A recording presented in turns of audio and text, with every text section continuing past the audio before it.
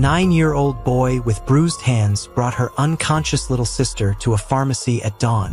When the pharmacist asked what happened, the child's explanation about their stepfather's medicine made her lock the doors and call 911. Lucas Mitchell had been counting days since Richard moved in. 183. Almost half a year of holding his breath, of watching shadows stretch longer across the walls of what used to be home. He sat now on the edge of his narrow bed, his school backpack between his feet, listening to the sounds of the house waking up around him. 6:30 in the morning, and already he felt tired.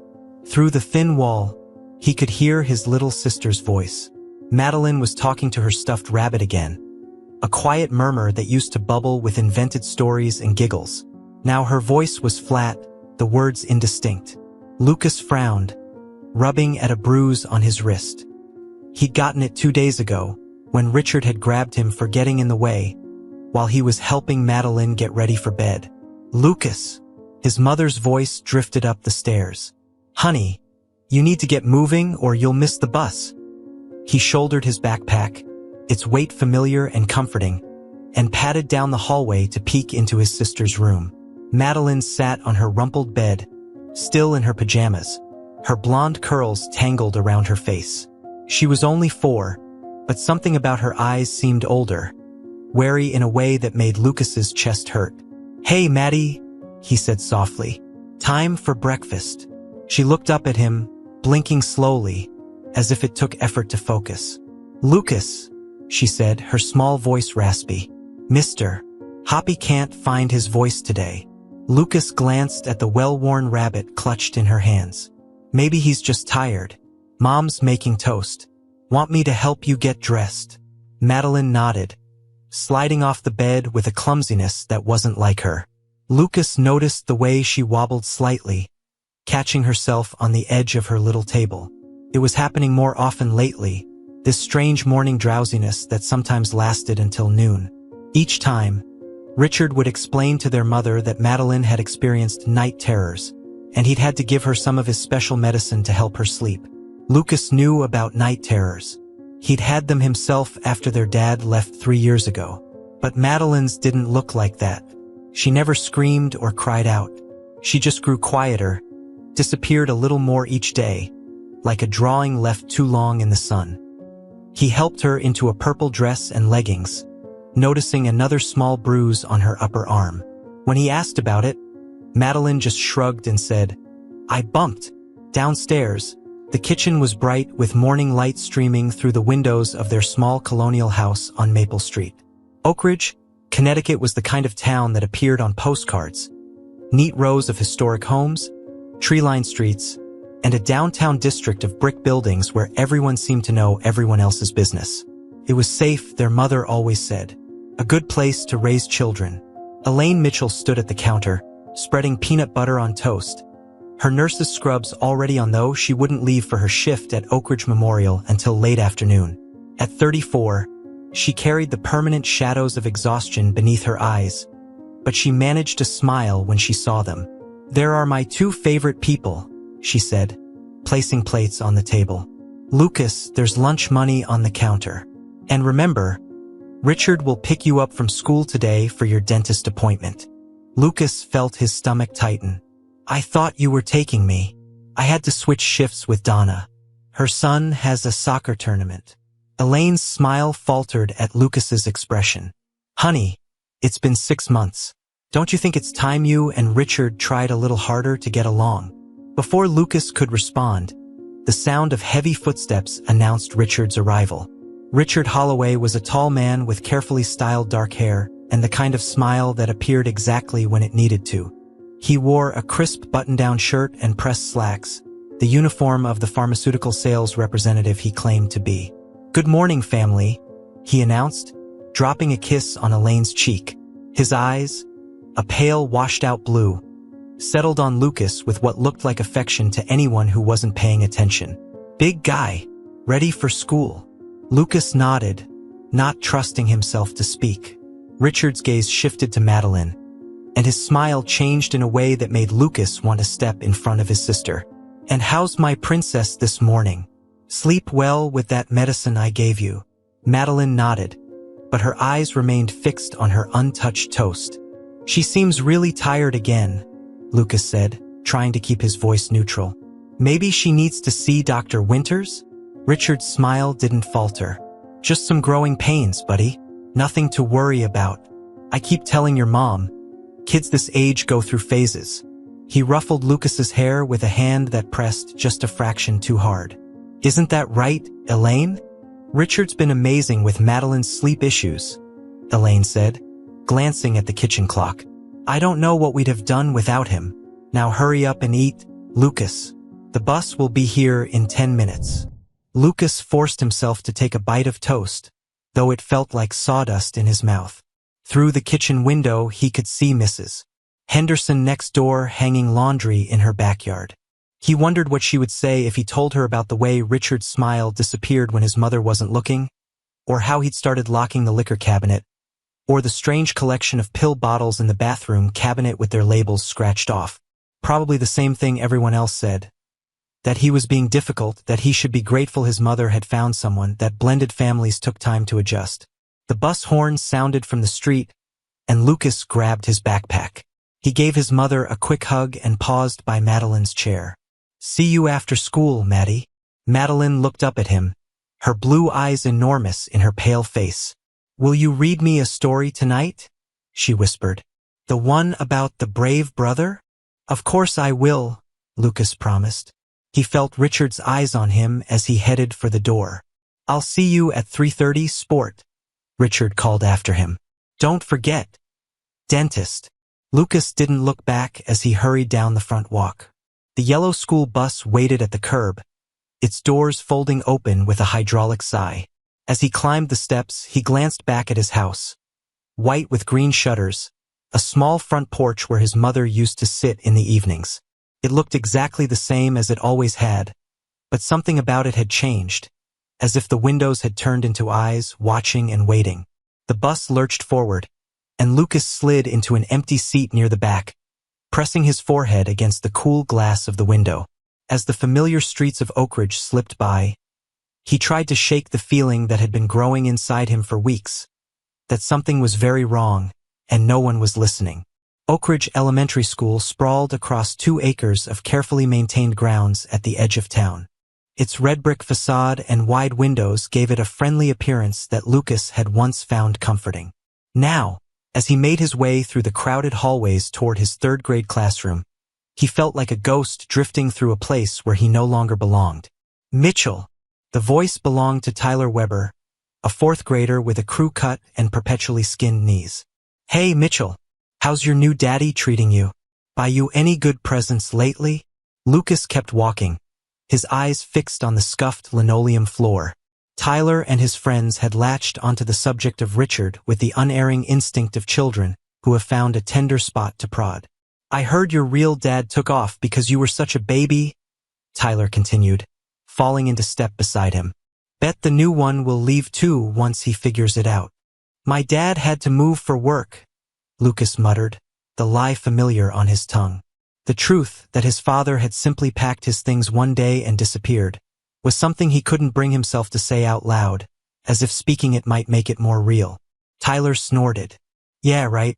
Hey! He reached out to grab Lucas's backpack, but a sharp voice cut through the hallway chatter. Tyler Weber. Shouldn't you be in Mrs. Hayward's room by now? Mrs. Winters stood in the doorway of Lucas's classroom, her gray hair arranged in its usual neat bun, her expression stern behind wire-rimmed glasses. Tyler backed away, muttering under his breath, and Lucas slipped gratefully into the classroom. Good morning, Lucas, Mrs. Winters said, her voice softening. You're early today. Lucas nodded, making his way to his desk in the 3rd row. The bus came on time for once. Mrs. Winters watched him for a moment longer than necessary, her head tilted slightly to one side. Everything all right at home? You seem tired lately. For a brief, dizzying moment, Lucas considered telling her everything. About Richard's medicine. About Madeline's bruises. About the arguments he could hear late at night when his mother thought he was asleep. But the words stuck in his throat. Adults believed other adults, not children. Especially not children who had been labeled difficult and adjusting. "I'm fine," he said instead. "Just stayed up reading." Mrs. Winters smiled. "Well, I'm looking forward to your book report today. I know how much you enjoyed The Secret Garden." Lucas managed a small smile in return. He had enjoyed it, the story of children healing in a place that seemed magical after so much sadness.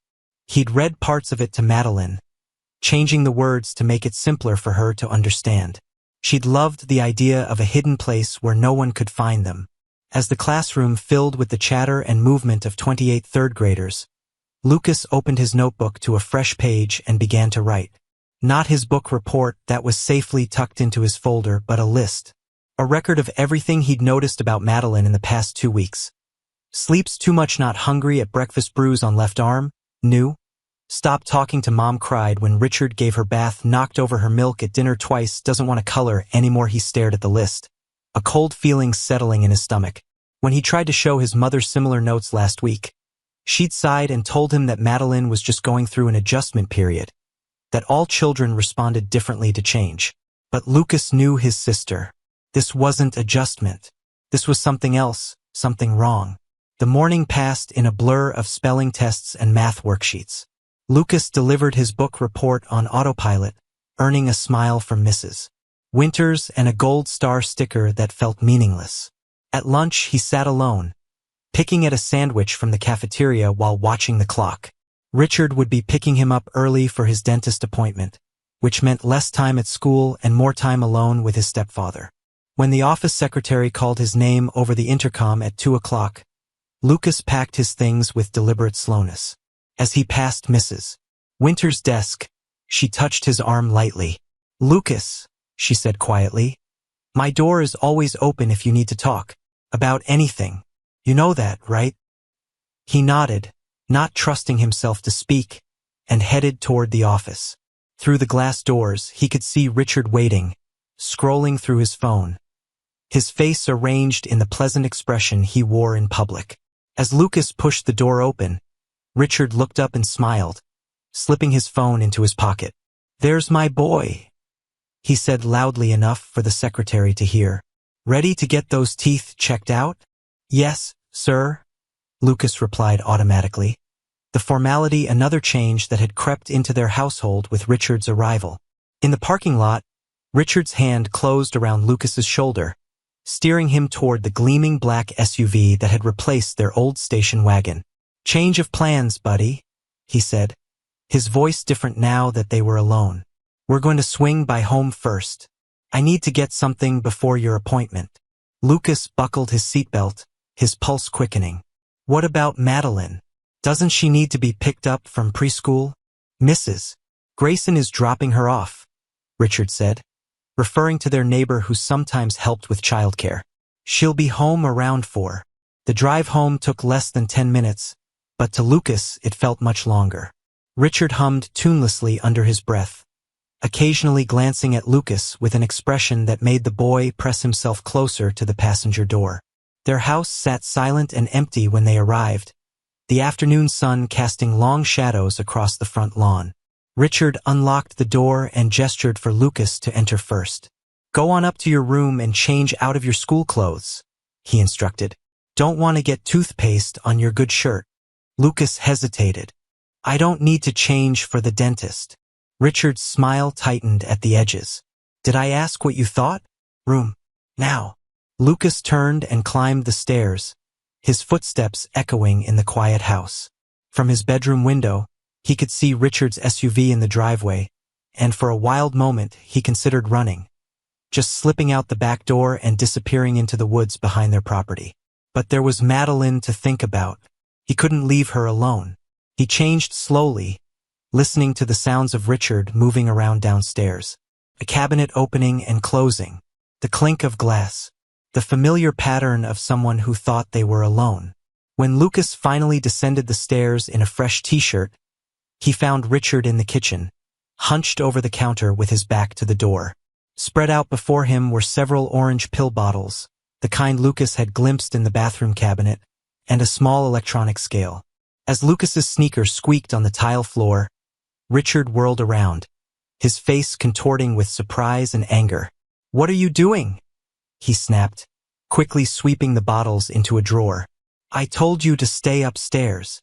"I changed my clothes," Lucas said, his mouth suddenly dry. "Aren't we going to be late for the dentist?" Richard stared at him for a long moment, his pale eyes calculating. Then his face smoothed out, the anger disappearing so completely it was as if Lucas had imagined it. "You're right, buddy. Let's get going. Don't want to keep the doctor, Wilson, waiting." As they headed back to the car, Lucas felt Richard's hand on his shoulder again, the fingers digging in just enough to hurt. "You know," Richard said conversationally, "it's rude to sneak up on people. A man deserves his privacy in his own home." "Yes, sir," Lucas murmured. "Sorry." Richard's grip relaxed slightly. "That's my good boy. Now, after the dentist, I think we should stop for ice cream. Would you like that? We could bring some home for Madeline, too. She likes that strawberry kind, right?" Lucas nodded, the familiar sick feeling returning to his stomach. This was Richard's pattern, moments of frightening anger followed by exaggerated kindness, as if he could erase what had come before. It had worked on his mother, who seemed to forget the arguments as soon as Richard appeared with flowers or suggested a family outing. But Lucas remembered everything.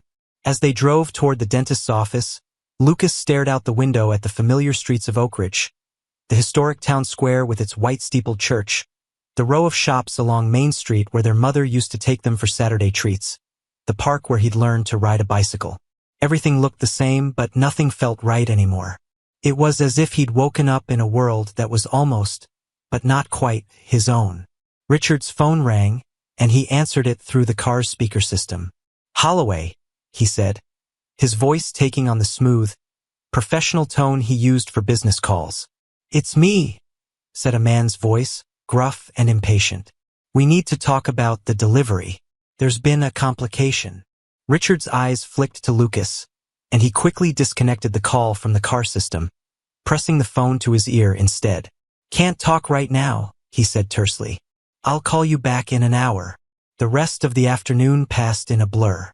The dentist appointment was real, at least a quick checkup that revealed no cavities.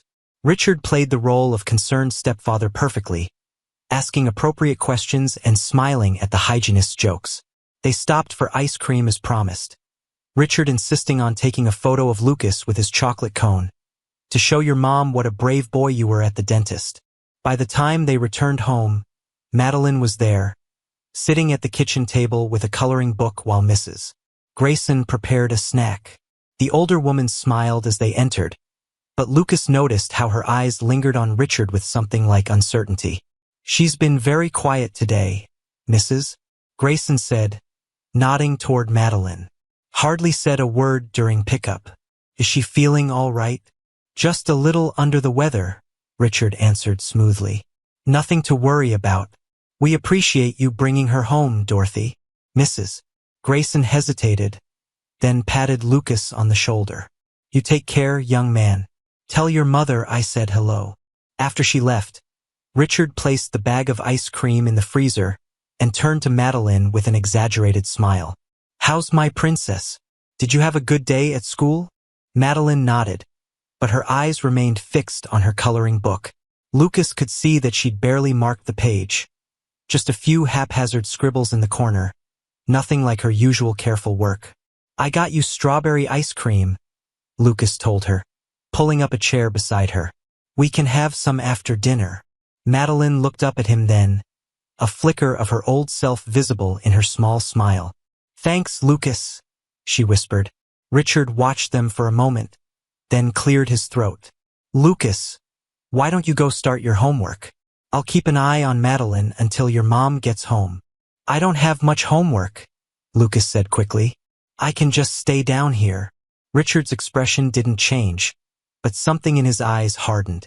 "That wasn't a suggestion, buddy. Homework. Now." Lucas looked at Madeline, who had gone back to staring at her coloring book. "I promised to read to her," he said, a note of desperation creeping into his voice. "You can read to her before bed," Richard replied, his tone final. Right now, I need some quality time with my favorite girl. He moved to stand behind Madeline's chair, his large hands coming to rest on her small shoulders. We're going to have fun, aren't we, princess? Madeline's crayon stilled on the page. She didn't look up, didn't nod, didn't respond at all. Just sat very, very still beneath Richard's hands. Lucas felt something cold and hard form in the pit of his stomach. It was the same feeling he'd had the day his father left, when he'd watched from the window as the car disappeared down the street, the certainty that something important was being taken away, and he was powerless to stop it. I'll be right upstairs, he told Madeline, willing her to look at him. If you need anything, just call me. Richard's smile widened. Run along, Lucas. We'll be fine down here. Just fine. Lucas climbed the stairs slowly, each step an effort. In his room, he didn't bother with his backpack. Instead, he moved to the window that overlooked the backyard, positioning himself so he could see part of the kitchen below. From this angle, he could just make out Madeline's small form still at the table, and Richard moving around the kitchen, opening cabinets, taking out a glass. Something was wrong in their house. Something was wrong with Richard. And Lucas was beginning to fear that no one would believe him until it was too late. He pressed his hand against the cool glass of the window and watched as shadows lengthened across the yard, turning the familiar landscape into something strange and threatening. In a few hours, his mother would return from her shift, exhausted and distracted. Richard would greet her with a kiss and a glass of wine, would tell her about Lucas's successful dentist appointment, would comment on how peacefully Madeline had been sleeping lately, and Lucas would lie awake in his bed, listening to the sounds of the house settling around him, counting the hours until morning, and wondering what medicine Richard would give his sister tonight. In the fading light, Lucas made a decision. He pulled his notebook from his backpack and began to write, documenting everything he had seen that day. The pills, the phone call, Madeline's unusual behavior. It wasn't much, but it was something. Evidence. Proof. Because Lucas Mitchell was many things, a third grader, a brother, a son, but most of all he was a watcher. And what he was seeing scared him more than anything ever had before. The next 2 weeks passed with excruciating slowness. Lucas had begun to measure time differently, not by hours or days, but by the subtle shifts in Madeline's behavior. Today was a quiet day, which meant she'd barely spoken 3 words at breakfast, her small fingers fumbling with her spoon as she pushed cereal around her bowl. Richard had given her medicine the night before. Lucas had heard him in her room after their mother left for work, the soft murmur of his voice followed by the sound of liquid being poured into a glass. Drink it all down, princess. That's a good girl. This will help with those bad dreams. Lucas had stood in the hallway, fists clenched, listening. There had been no bad dreams. Madeline hadn't cried out or called for their mother. She'd been sleeping peacefully until Richard entered her room. Now, at school, Lucas stared at the clock above Mrs.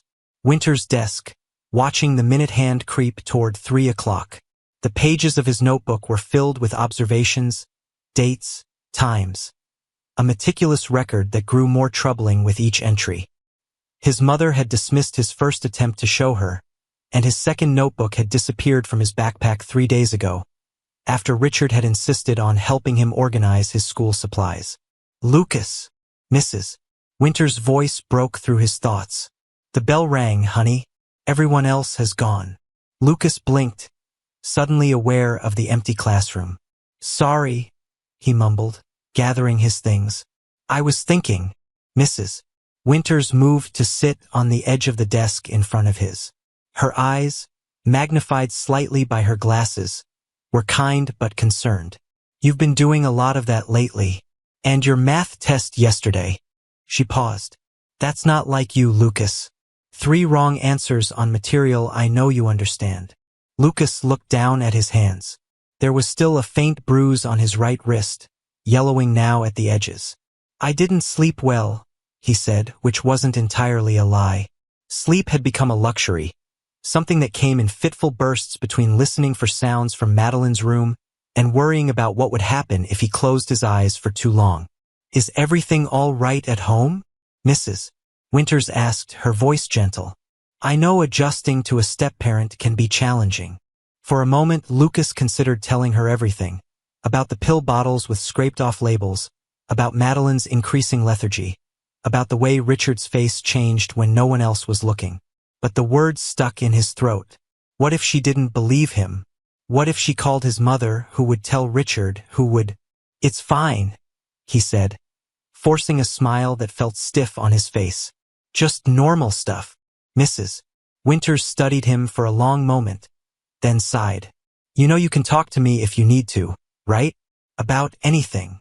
Lucas nodded and stood up, slinging his backpack over his shoulder. I should go. Richard's picking me up today. All right. But Lucas... She hesitated, then reached into her desk drawer and pulled out a small leather-bound journal. I thought you might like this. For your stories. Lucas took the journal, running his fingers over its smooth cover. Thank you, he said, surprised. He'd always enjoyed writing. Adventures mainly, stories about brave children and magical escapes, though he hadn't had much time for it lately. Maybe you could write about how you're feeling, Mrs. Winters suggested. Sometimes that helps when things are confusing or difficult. Outside, Richard's black SUV idled at the curb, its engine a low growl in the quiet afternoon. Lucas tucked the journal into his backpack and headed for the door, pausing briefly to look back at his teacher. Thank you, he said again, with more feeling this time. The heat hit him like a wall as he stepped outside. Late May in Connecticut had turned unseasonably warm, the air thick with humidity that promised a storm later. Richard had the air conditioning blasting, the car interior cool and smelling faintly of the cologne he always wore. Something expensive and sharp that made Lucas's nose itch. How was school, buddy? Richard asked, pulling away from the curb with a smile that didn't reach his eyes. Fine, Lucas answered, looking out the window at the passing streets. Is Madeline at home? Mrs. Grayson dropped her off about an hour ago. She's napping. Richard glanced at him. You look tired. Not sleeping well. The question carried an undercurrent that made Lucas's skin prickle. I'm okay. Richard hummed noncommittally, his fingers tapping the steering wheel in a rhythm that seemed almost nervous. So, I've been thinking, he said after a moment. Maybe we should take a little trip this weekend. The four of us. Head up to that lake your mom's always talking about. Lucas looked at him in surprise. Lake Champlain. It had been their family's favorite place when his father was still around. A small cabin on the Vermont side of the lake where they'd spent 2 weeks every summer swimming and fishing and making s'mores by the fire. They hadn't been back since the divorce. That's the one. Your mom's been working so hard, and I think we could all use a change of scenery. What do you say? Lucas struggled to keep his expression neutral. Part of him thrilled at the idea of returning to the lake, of showing Madeline the places he'd loved when he was her age. But the larger part, the part that had learned to watch and listen and document, felt a warning prickle at the base of his skull. What about Mom's work schedule? He asked carefully. She usually can't get weekend shifts off without a lot of notice. Richard's smile tightened fractionally. Leave that to me. I have a good relationship with her supervisor. I'm sure we can work something out. They turned onto Maple Street, the familiar row of colonial homes with their neat lawns and trimmed hedges coming into view. Lucas noticed Mrs. Henderson in her garden as they drove past, raising a hand in greeting. He'd thought about talking to her. Their next-door neighbor had always been kind to him and Madeline, slipping them homemade cookies and asking about school, but something had held him back. The fear, perhaps, that she wouldn't believe him either. Or worse, that she would tell his mother, who would tell Richard. Their house looked tranquil in the afternoon sun, white clapboard with dark green shutters, a small American flag fluttering from the porch post. It had been Lucas's great-grandmother's house originally, passed down through the family until it came to his mother. Mitchell property, his father used to say proudly, before he left them for a marketing job in California and a woman named Jenna who taught yoga and didn't want children. Home sweet home, Richard said, pulling into the driveway and cutting the engine. Why don't you go check on your sister while I start dinner? Your mom has that meeting with her supervisor tonight, so it's just the three of us. Lucas frowned. What meeting? She didn't tell you? Hospital budget review or something. She'll be home late. Richard reached over and ruffled Lucas's hair, his hand lingering a moment too long. Go on now. I'll call you when dinner's ready. Inside, the house was quiet except for the soft hum of the air conditioning. Lucas dropped his backpack by the door and headed upstairs, his footsteps silent on the carpeted treads. Madeline's door was ajar, a strip of late afternoon sunlight falling across her small bed where she lay curled on her side, one arm wrapped around her stuffed rabbit. Lucas approached quietly, watching the rise and fall of her chest beneath her favorite purple dress. Her blonde curls were damp at the temples, her cheeks flushed with sleep. She looked peaceful, but there was something about the stillness of her that sent a chill through him. She'd always been a restless sleeper, tossing and turning and sometimes talking in her dreams. Now she lay utterly motionless, as if her body had forgotten how to move. "Maddie?" he whispered, sitting on the edge of her bed. "Hey, Maddie Bear. It's me." She stirred slightly, her eyelids fluttering. "Lucas." Her voice was thick, the words slurring at the edges. "Yeah, it's me. I just got home from school." He reached out to brush a curl from her forehead. "How are you feeling?" Madeline blinked slowly, as if it required tremendous effort to focus on his face. "Sleepy," she murmured, "and my tummy feels funny." Lucas frowned, placing a hand on her forehead. She felt warm but not feverish. "Did Richard give you something to eat when you got home from preschool?" She nodded, her eyes already drooping again. "Juice, and a cookie." But the juice tasted bad. A cold feeling settled in Lucas's stomach. "What kind of bad?" Madeline wrinkled her nose. "Bitter. Like when I licked that penny." Lucas stood up abruptly, his hands curling into fists at his sides. He'd seen Richard preparing Madeline's snacks before, had watched from the doorway as his stepfather stirred something into her apple juice, a fine white powder that dissolved almost instantly. When Lucas had asked about it, Richard had smiled his tight smile and said it was just a little vitamin supplement, nothing to worry about. But vitamins didn't make you sleep for hours, didn't make your words come out wrong or your movements slow and clumsy. "I'll be right back," he told Madeline, tucking her blanket more securely around her. "Just rest, okay?" Downstairs, he could hear Richard moving around in the kitchen, the clink of pots and pans, the sound of water running. Lucas hesitated at the bottom of the stairs, torn between confronting his stepfather and searching for evidence while he had the chance. The latter won out. Richard was less likely to notice him exploring the house than his mother would be, especially if he was busy with dinner preparations. Moving silently down the hallway, Lucas headed for the small study that had once been his mother's reading room, but had gradually become Richard's domain over the past 6 months. The door was closed but not locked, a small mercy. He slipped inside, closing it behind him with a barely audible click. The room was meticulously neat, with a desk by the window and bookshelves lining 2 walls. Richard's laptop sat on the desk, closed and likely password protected. Lucas had no interest in it anyway. What he was looking for would be hidden somewhere more secure. He started with the desk drawers, sliding them open one by one and rifling carefully through their contents. Pens, paper clips, a checkbook in his mother's name, a stack of business cards for Richard Holloway, pharmaceutical consultant. Nothing unusual. The bookshelf yielded similar results. Medical references mostly, with a few best-selling thrillers mixed in. Lucas was about to give up when he noticed a small filing cabinet tucked into the corner behind the desk. It was the kind with a lock, but to his surprise, the key was still in it, as if Richard had been interrupted while retrieving something. Heart pounding, Lucas knelt beside the cabinet and pulled open the top drawer. Inside were neatly labeled folders, household expenses, insurance papers, car maintenance records. Normal, boring adult stuff. But in the back, partially hidden beneath a folder marked taxes, was an unmarked manila envelope. Lucas extracted it carefully and peeked inside. Photographs slid out onto his palm, and he felt his breath catch in his throat. They showed a woman he didn't recognize, blonde, pretty, tired-looking, and a small boy about Madeline's age. In one picture, the boy sat on the woman's lap on a park bench, both of them smiling at the camera. In another, they stood in front of a house Lucas didn't recognize, the woman's arm around the boy's shoulders. Lucas turned the photos over. On the back of one, in neat handwriting that wasn't Richard's, someone had written, Tommy's 4th birthday, Marcy and Tommy Sanders, Columbus, Ohio. Who were these people? And why did Richard have their photos?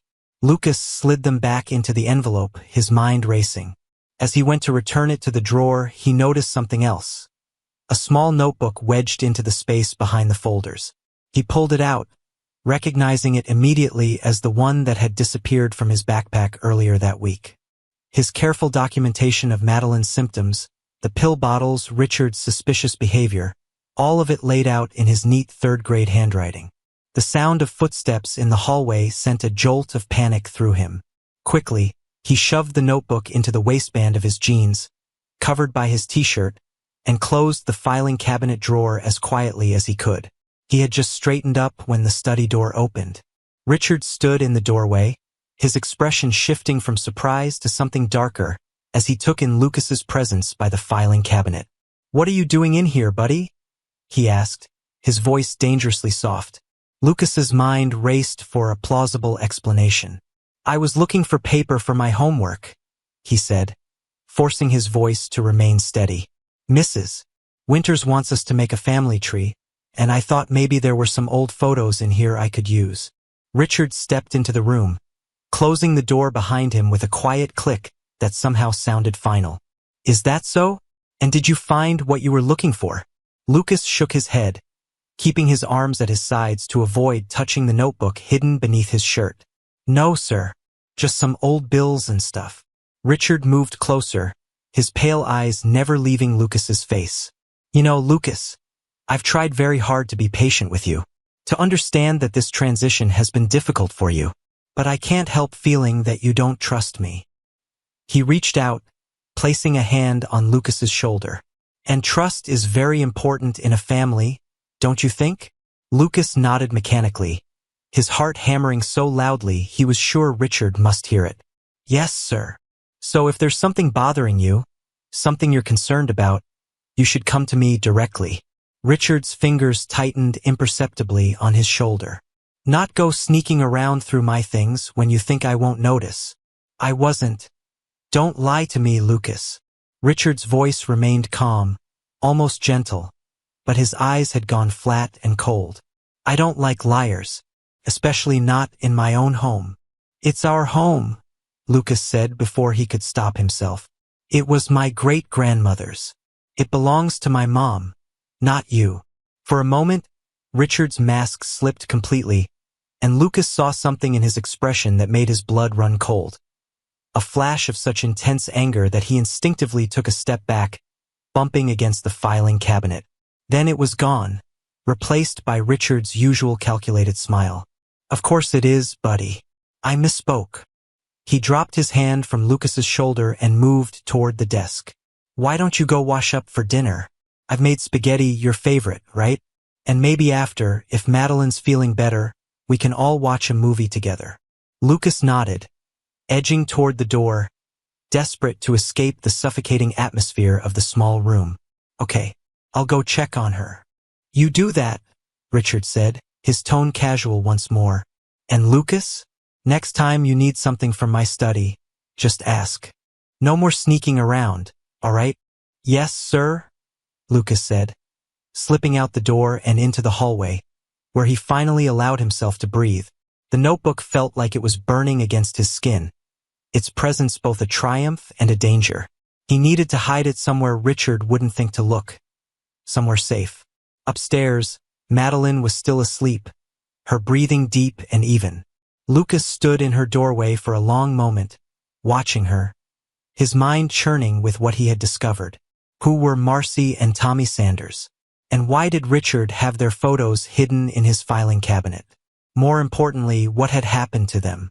Lucas went to his room and carefully removed the notebook from his waistband, sliding it between his mattress and box spring, a temporary hiding place until he could think of somewhere better. Then he took out the new journal Mrs.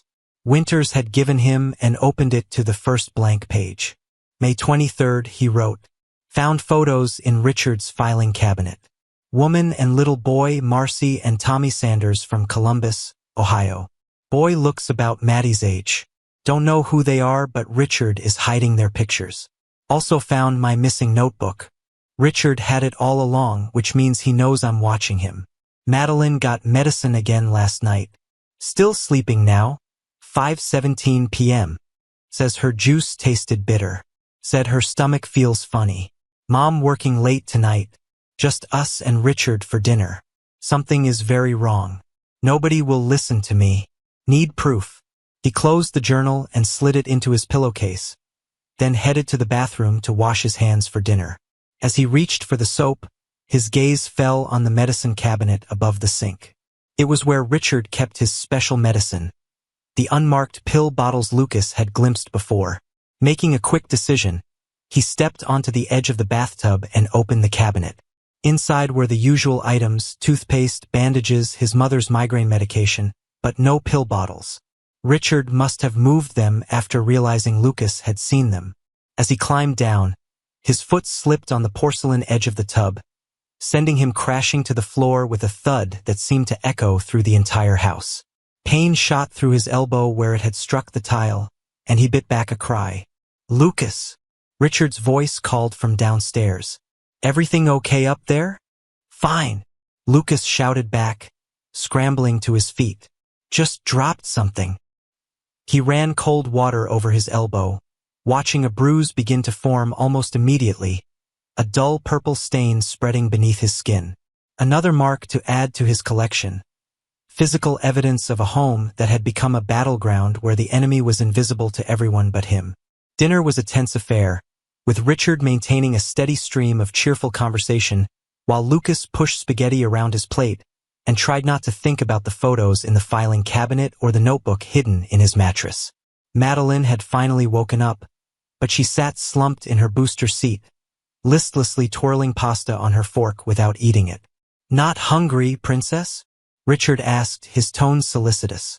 "Those tummy troubles still bothering you?" Madeline nodded, her eyes downcast. "Can I be excused?" she asked in a small voice. Richard frowned. "You've hardly touched your dinner. Just a few more bites for me. Okay?" Lucas watched as his sister obediently lifted a forkful of pasta to her mouth, chewing mechanically.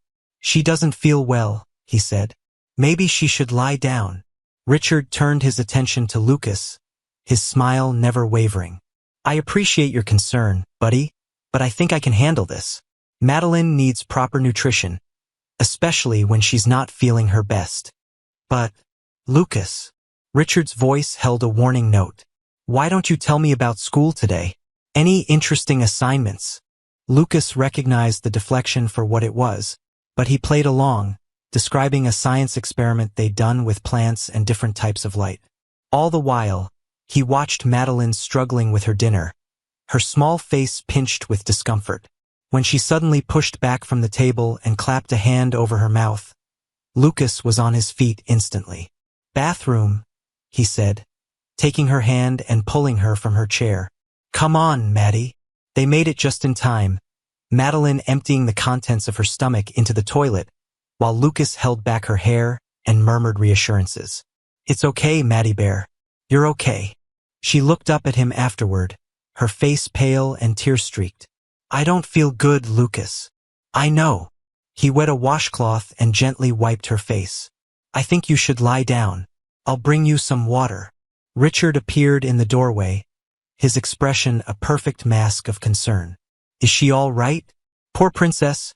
You really aren't feeling well today, are you?" Madeline shrank back against Lucas, her small body trembling. The reaction was subtle, so subtle that Lucas might have missed it if he hadn't been paying such close attention, but it was unmistakable. She was afraid of Richard. "I'm going to put her to bed," Lucas said, his voice steadier than he felt. "She's tired." Richard studied them for a moment, then nodded. "All right, I'll clean up down here and check on her in a little while. She might need some medicine if she's coming down with something."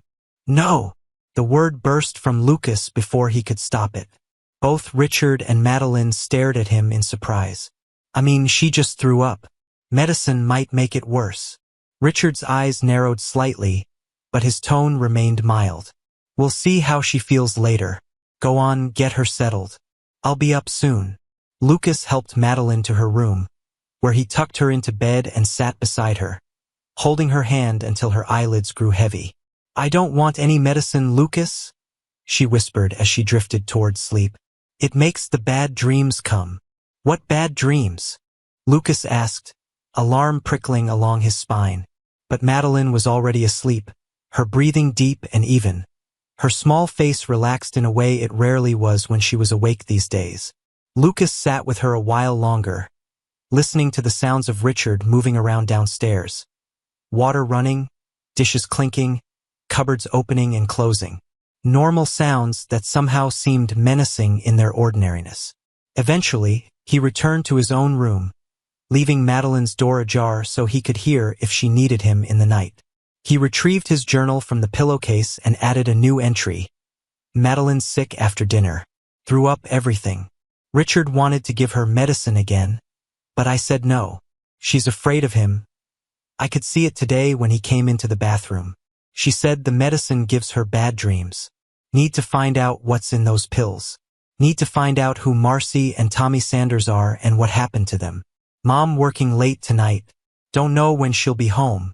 He paused, chewing on the end of his pencil, then added, I'm scared, but I have to protect Maddie. No one else will. From downstairs came the sound of the front door opening, followed by his mother's voice, home earlier than expected. Lucas closed the journal and returned it to its hiding place, then crossed to his bedroom door, cracking it open to listen. Just couldn't concentrate, his mother was saying, her voice tired but warm. All I could think about was coming home to my 3 favorite people. Well, 2 of them are already in bed, I'm afraid, Richard replied. Madeline isn't feeling well, upset stomach. And Lucas was so tired he practically fell asleep at the dinner table. But you're just in time for a glass of wine and some adult conversation. I've missed you today. Lucas nearly called out to correct this lie, but something held him back. Richard had sent him a clear message earlier in the study. He was watching, and he knew Lucas was watching back. Any confrontation now would only put Madeline at greater risk. Instead, he returned to his bed and lay down fully clothed, staring at the glow-in-the-dark stars on his ceiling. Remnants from a happier time when his father had helped him arrange them into real constellations. The Big Dipper, Orion, Cassiopeia. His father had told him stories about each one, myths of heroes and monsters and transformations. Lucas wished for a transformation now, to be older, stronger, someone who could protect his sister and make adults listen. But he was just a 9-year-old boy with a notebook full of observations and a growing sense of dread that no one else seemed to share. In the darkness of his room, Lucas made a plan. Tomorrow he would go to the school library during lunch and use the computer to search for information about Marcy and Tommy Sanders from Columbus, Ohio. He would continue documenting everything in his journal, the one Mrs. Winters had given him, which Richard didn't know about yet. And he would find a way to keep Richard from giving Madeline any more medicine, even if it meant staying awake all night to watch over her. Because something was very wrong in their house, and Lucas was beginning to fear that time was running out. The next morning dawned gray and rainy, the storm that had threatened yesterday finally arriving with a steady downpour that drummed against the roof and windows. Lucas woke early, before his alarm, and immediately went to check on Madeline. Her room was empty, the bed neatly made, her stuffed rabbit propped against the pillow. Panic surged through him as he raced downstairs, nearly colliding with his mother in the kitchen doorway. Whoa, where's the fire? Elaine asked, steadying him with a hand on his shoulder. She was dressed for work in blue scrubs, her dark hair pulled back in a neat ponytail, a travel mug of coffee in her free hand. Where's Madeline? Lucas demanded, peering around her into the kitchen. Richard took her to preschool early. She had that field trip to the Children's Museum today, remember? The bus was leaving at 8. His mother studied his face, her smile fading. Honey, are you okay? You look like you've seen a ghost. Lucas forced himself to take a deep breath. The field trip. He had forgotten, but now he remembered Madeline's teacher mentioning it at pickup last week. "I'm fine," he said. "Just had a bad dream." Elaine set down her coffee and pulled him into a hug. "My sweet boy. Always so serious." She kissed the top of his head. "I'm sorry I got home so late last night. I missed saying goodnight to you." "It's okay," Lucas murmured, inhaling the familiar scent of her perfume. Something light and floral that she'd worn for as long as he could remember. For a moment, he considered telling her everything. About the photos in Richard's filing cabinet, about the medicine, about Madeline's fear. But then he remembered how she had dismissed his concerns before, how she looked at Richard with such trust and happiness. "Mom," he said instead, pulling back to look at her. "Do you know anyone named Marcy Sanders? Or Tommy? From Columbus?" Elaine's brow furrowed. "No, I don't think so." "Why?" "Just something I heard Richard mention on the phone," Lucas lied, watching her face carefully. "Oh."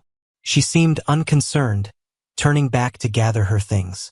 "Probably a work colleague. Richard has clients all over the Midwest." She glanced at her watch and frowned. "Speaking of which, I need to get going. Richard's picking up Madeline after her field trip and taking her to that doctor's appointment, but he'll be back to get you from school at the regular time. There's lunch money on the counter." Lucas nodded, his mind racing. Doctor's appointment? This was the first he'd heard of it. "What doctor's appointment?" "Just a checkup.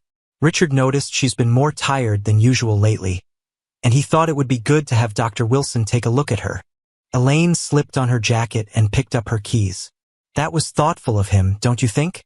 I've been so busy with work, I might not have noticed." "But I noticed," Lucas wanted to say.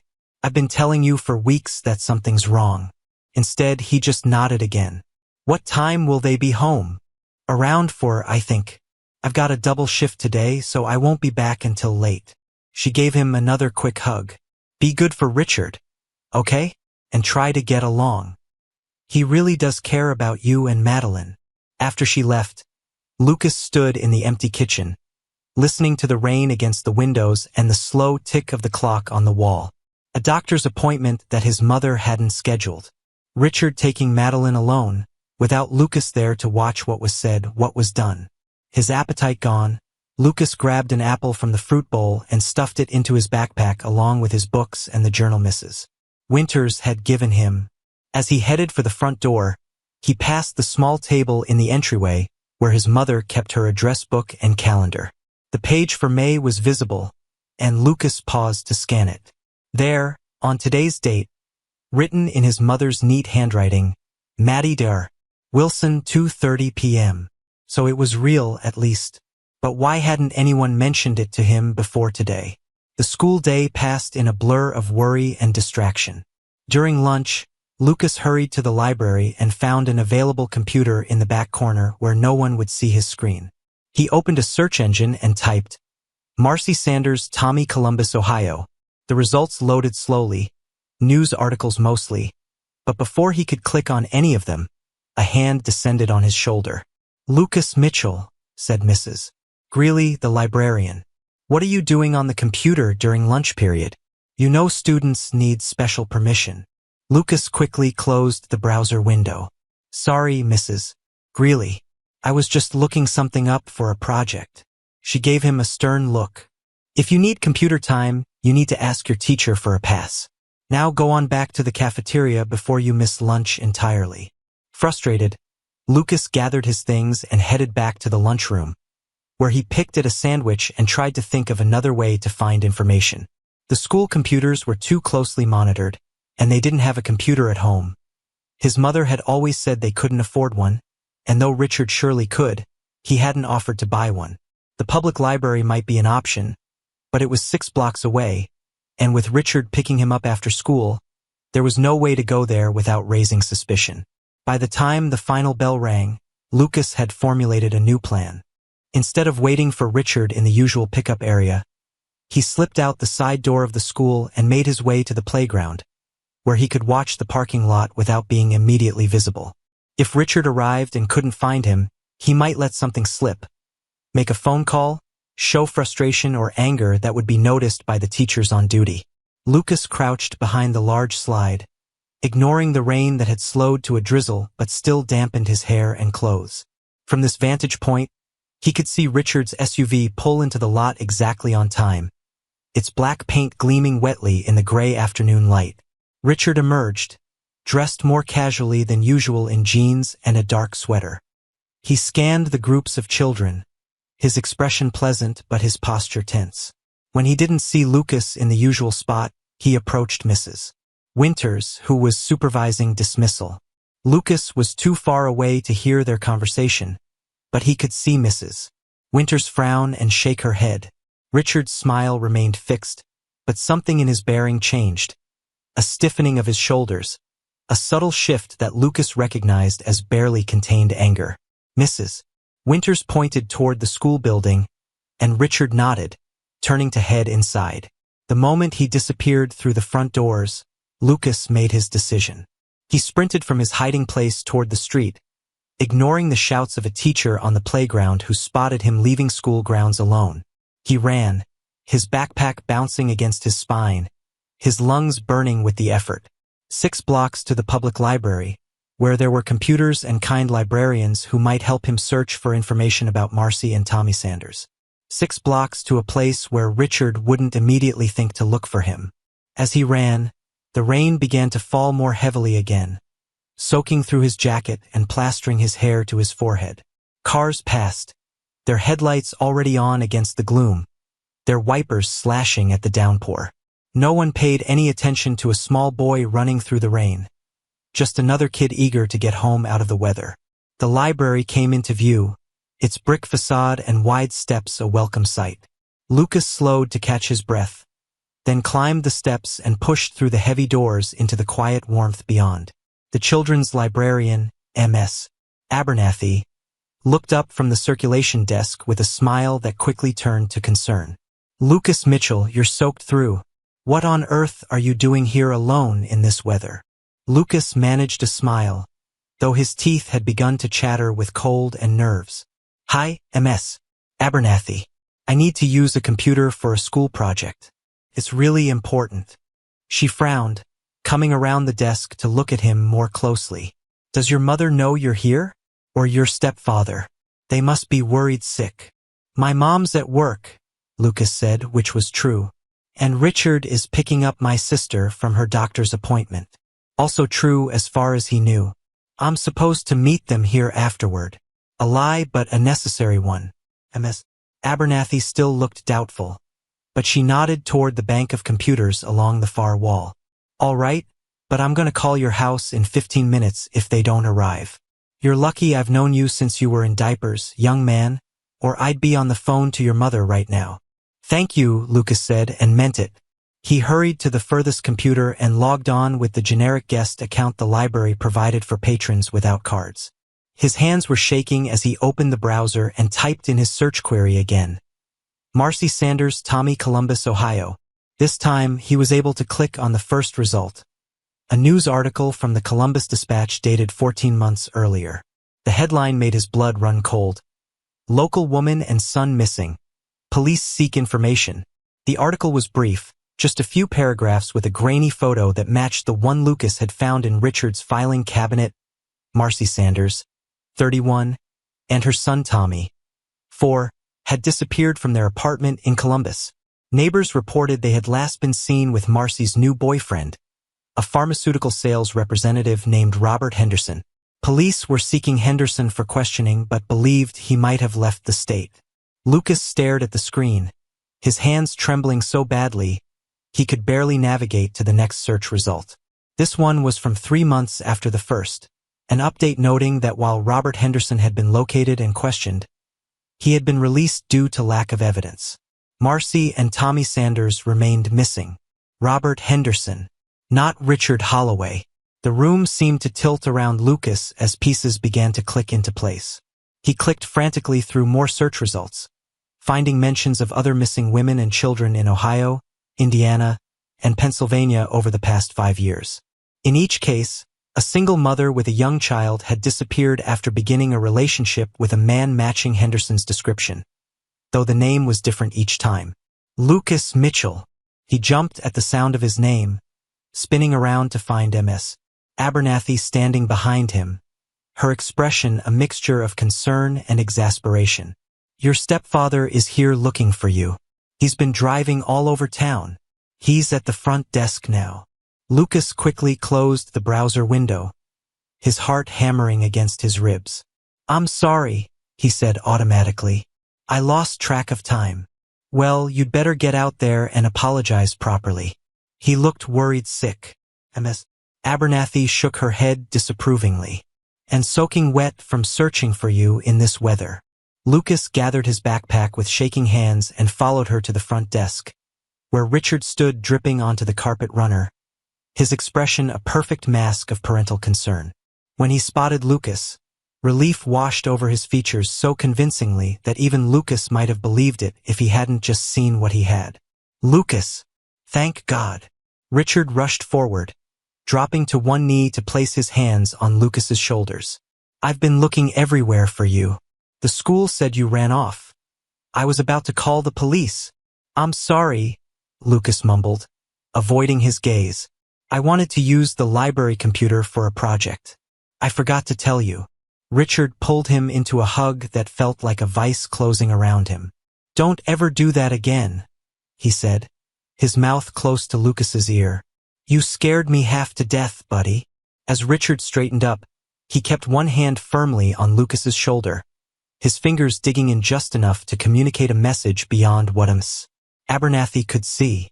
Thank you for keeping an eye on him, he told the librarian, his smile warm and grateful. Kids this age, they think they're so grown up, don't they? Miss Abernathy smiled back, completely charmed. He's a good boy, just a bit forgetful sometimes. Will we see you at the summer reading kickoff next week?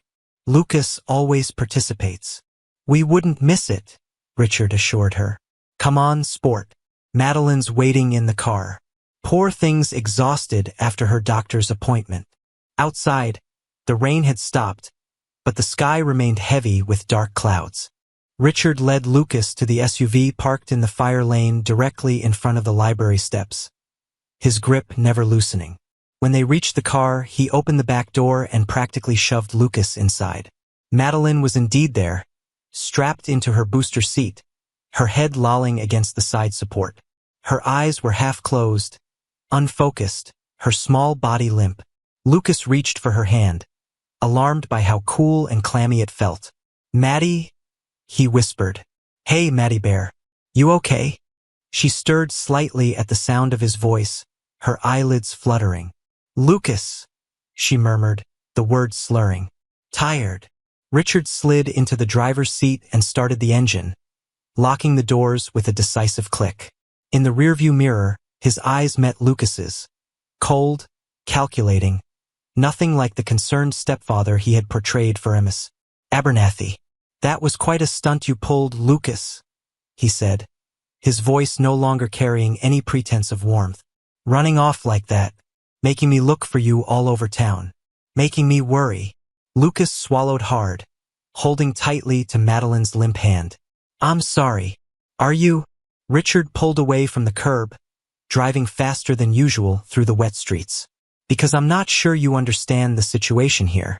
I'm not sure you understand what's at stake. Lucas didn't respond, focusing instead on Madeline. Her breathing was shallow, her skin pale except for 2 bright spots of color high on her cheeks. What happened at the doctor? Is she sick? Richard laughed, a sound with no humor in it. Dr. Wilson pronounced her perfectly healthy. A little anemic, perhaps. He suggested an iron supplement. His eyes flicked to the rearview mirror again. She got upset afterward. Threw quite a tantrum, actually. I had to give her something to calm her down. Lucas felt a surge of anger so intense it briefly overpowered his fear. You drugged her again. I helped her relax. There's a difference.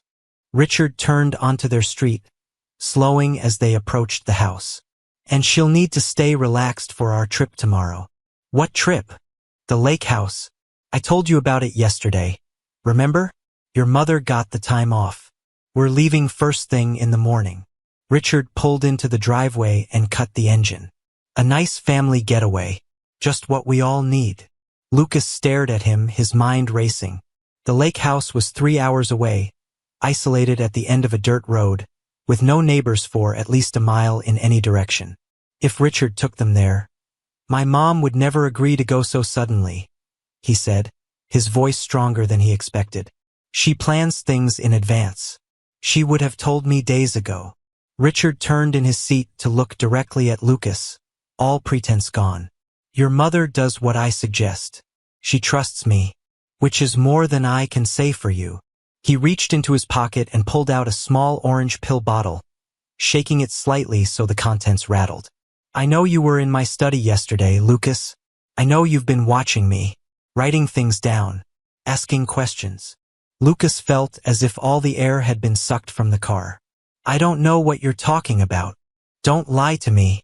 I told you I hate liars." Richard's voice remained calm, almost conversational. "I found your little notebook between your mattress and box spring.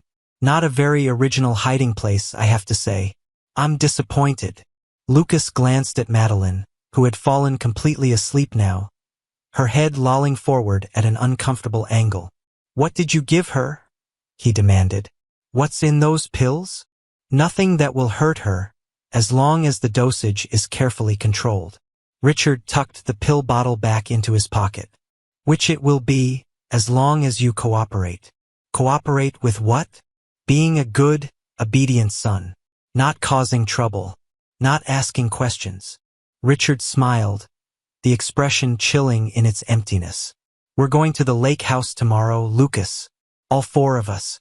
One happy family. And you're going to be on your best behavior, or I might have to give Madeline a little more of her medicine than is strictly necessary. Do you understand?" Lucas understood all too well. It wasn't just a threat, it was a promise. Richard, or Robert Henderson, or whatever his real name was, had done this before. Marcy and Tommy Sanders had disappeared after meeting him. And now he was planning to take Lucas's family away too. "I understand," Lucas said quietly, his mind already racing ahead, trying to formulate a plan. He would need to warn his mother somehow without Richard knowing. Would need to find a way to protect Madeline. Would need to get help before it was too late. Richard studied him for a moment longer, then nodded, apparently satisfied. "Good boy. Now let's get your sister inside. She needs to rest before our big day tomorrow."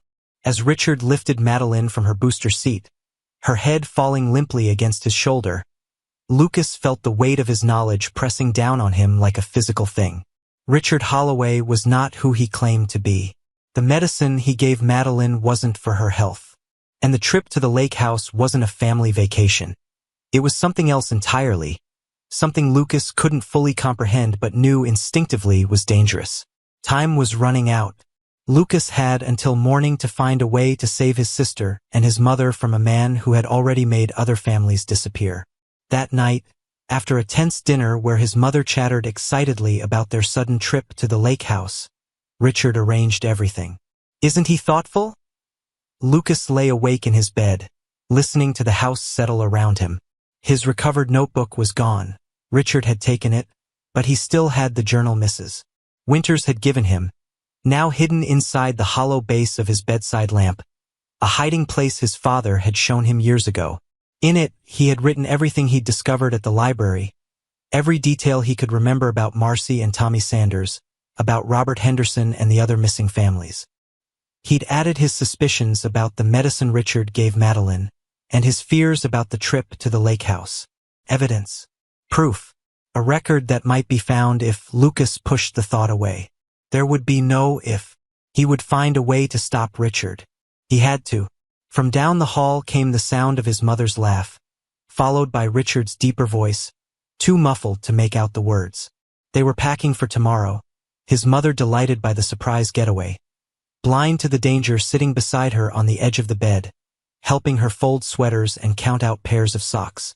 In the room next to his, Madeline slept the unnatural sleep of whatever drug Richard had given her at the doctor's office. Her small body processing chemicals it should never have encountered. Lucas had checked on her after dinner, had sat by her bed and whispered promises he wasn't sure he could keep. "I'll protect you. I won't let him hurt you. We'll be okay." Now, as midnight approached, he got out of bed and padded silently to his bedroom door, pressing his ear against it to listen for any sound from the hallway. Hearing nothing, he turned the knob carefully and peered out. The house was dark and quiet, the only light coming from beneath his mother's door at the end of the hall.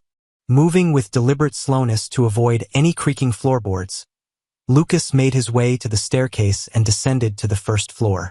The kitchen was his destination, specifically, the landline phone mounted on the wall beside the refrigerator. Richard had accidentally broken Lucas's emergency cell phone weeks ago, and his mother hadn't replaced it yet, claiming money was tight despite Richard's apparently comfortable income. The kitchen was bathed in the dim blue light of the microwave clock, the shadows deep in the corners. Lucas crossed to the phone and lifted the receiver from its cradle, pressing it to his ear. Silence. No dial tone. He pressed the hook switch repeatedly, his heart sinking. The line was dead, or more likely disconnected. Another of Richard's precautions, like breaking Lucas's cell phone. Replacing the receiver, Lucas stood in the dark kitchen, weighing his options. He could try to wake his mother to tell her everything, but Richard would be there beside her. He could attempt to leave the house, to find a neighbor who might help, but Richard had installed a new security system 3 months ago, one that chimed whenever a door or window opened. His gaze fell on his mother's purse, sitting on the counter where she'd left it when they came home. Her cell phone would be inside. If he could get it, make a call. As he reached for the purse, a floorboard creaked behind him. Lucas froze, his heart hammering against his ribs. Midnight snack, buddy? Richard stood in the kitchen doorway, dressed in sweatpants and a t-shirt, his hair mussed as if he'd been sleeping. But his eyes were alert, watchful. I was thirsty, Lucas managed, his mouth dry with fear. Richard smiled, crossing to the cabinet and taking down a glass. Let me get that for you. He filled it with water from the tap and held it out. You know, you really should try to sleep. We have an early start tomorrow. Lucas took the glass, careful not to let their fingers touch. Thanks. Your mom is really excited about this trip. Richard leaned against the counter, blocking access to his mother's purse. She deserves a break, don't you think? She works so hard. Yes, Lucas agreed, sipping the water slowly, trying to appear calm while his mind raced. I want us to be a real family, Lucas. I want you to trust me the way your mom does. Richard's voice was gentle, reasonable. I know it's been hard for you, adjusting to having a new father figure, but I'm not going anywhere. The sooner you accept that, the happier we'll all be. Lucas nodded, not trusting himself to speak. Good boy. Now back to bed. Richard gestured toward the stairs. And Lucas? Let's stay in our room for the rest of the night, shall we? No more wandering around. It's not safe for a young boy to be up alone in the dark. You never know what might happen. The threat was thinly veiled, but unmistakable. Lucas finished his water and placed the glass in the sink, then headed for the stairs with Richard following close behind. At the top, Richard placed a hand on his shoulder, steering him toward his bedroom. Sleep tight, buddy, he said as Lucas crossed the threshold. Big day tomorrow. The door closed behind him with a soft click, followed by another sound that made Lucas's blood run cold. The unmistakable snap of a lock being engaged from the outside. A new addition, something Richard must have installed recently, preparing for this moment. Lucas was trapped in his room, separated from his sister by a hallway that might as well have been a mile wide, unable to call for help or warn his mother about the danger sleeping beside her. As he stood in the darkness, his initial panic gave way to a cold, clear understanding. No one was coming to save them. No adult would suddenly realize what was happening and intervene. If Madeline and his mother were to be protected, it would have to be by him. A 9-year-old boy with nothing but his wits and determination standing between his family and a man who made other families disappear. Lucas Mitchell was afraid. More afraid than he had ever been in his life. But beneath the fear, something else was growing. A hard, bright spark of resolve that would not be extinguished. Richard had underestimated him, had dismissed him as just a child, a nuisance to be managed, an obstacle to be overcome. That was his mistake, because Lucas was not just any child. He was his sister's protector, his mother's son, and he would not let them disappear like Marcy and Tommy Sanders. Tomorrow, when they left for the lake house, Richard would be watching him closely, would be expecting him to try something, to resist or call for help. But Lucas had one advantage. Richard thought he had one already. Thought the threat to Madeline was enough to ensure Lucas's cooperation. He didn't understand that the threat was exactly what guaranteed Lucas would never stop fighting, never stop watching, never stop looking for a way to save his sister and expose the monster hiding behind Richard Holloway's friendly smile. In the darkness of his locked room, Lucas Mitchell made a vow. Richard would not win. No matter what it took, no matter the risk, Lucas would find a way to stop him before it was too late. Dawn arrived with a pale, watery light that seeped through Lucas's bedroom window, illuminating the room he had been unable to leave all night. He sat on the edge of his bed, fully dressed, his backpack beside him. Inside were the essentials he had gathered while waiting for morning. A change of clothes, his journal, the $23 saved from his birthday money, a small flashlight, and a photo of himself, Madeline, and their mother taken before Richard had entered their lives. He hadn't slept. How could he, knowing what awaited them? Instead, he had spent the night thinking, planning, trying to anticipate Richard's next moves. The lake house trip was clearly not the family vacation his mother believed it to be. Lucas wasn't sure exactly what Richard intended, but the pattern was clear from his research. Robert Henderson, or whatever his real name was, befriended single mothers with young children, gained their trust, isolated them, and then made them disappear. The sound of the lock turning made Lucas stiffen. He forced his expression into one of sleepy compliance as the door swung open to reveal Richard, already dressed in jeans and a dark blue sweater, his hair neatly combed, his smile firmly in place. "Rise and shine, buddy," he said cheerfully. "Big day today. Your mom's making pancakes for our road trip." Lucas nodded, picking up his backpack. "I'm already packed." Something flickered in Richard's eyes. Surprise, perhaps, or wariness. But his smile never wavered. "Eager to get to the lake, huh? That's the spirit." He stepped back, gesturing for Lucas to precede him into the hallway. "Let's go see if your sister's awake." Madeline's door stood open, but her room was empty, the bed already neatly made. Lucas felt a jolt of panic. "Where is she?" "Downstairs with your mom," Richard assured him, placing a hand on his shoulder to guide him toward the stairs. The touch felt like a brand, heavy with unspoken threat. "She's feeling much better this morning. Amazing what a good night's sleep can do." In the kitchen, the scene was one of domestic tranquility. Elaine stood at the stove flipping pancakes, her dark hair pulled back in a messy bun, still wearing her pajamas and robe. Madeline sat at the table, a glass of orange juice in front of her. Mr. Hoppy the rabbit propped in the chair beside her. She looked better than she had yesterday, her eyes clearer, her color more natural, but there was still a sluggishness to her movements that wasn't normal. "There's my sleepyhead," Elaine said when she spotted Lucas. "I was about to send Richard up to check on you again. Pancakes are almost ready." Lucas managed a smile, crossing to Madeline and ruffling her curls. "Morning, Maddie Bear. Excited about the lake?" She nodded, her expression brightening slightly. "Mommy says we can go swimming if it's warm enough." "That's right," Elaine confirmed, bringing a plate of pancakes to the table. "And Richard packed fishing gear for you too. Won't that be fun?" Lucas met his stepfather's gaze across the kitchen. Richard's smile was pleasant, his posture relaxed, but his eyes held a clear warning. "Play along. Behave, or else." "Sure," Lucas said, sliding into his chair. Fun. Breakfast was a surreal experience. His mother chattered about the activities they might do at the lake, reminiscing about previous trips they had taken when Lucas was younger.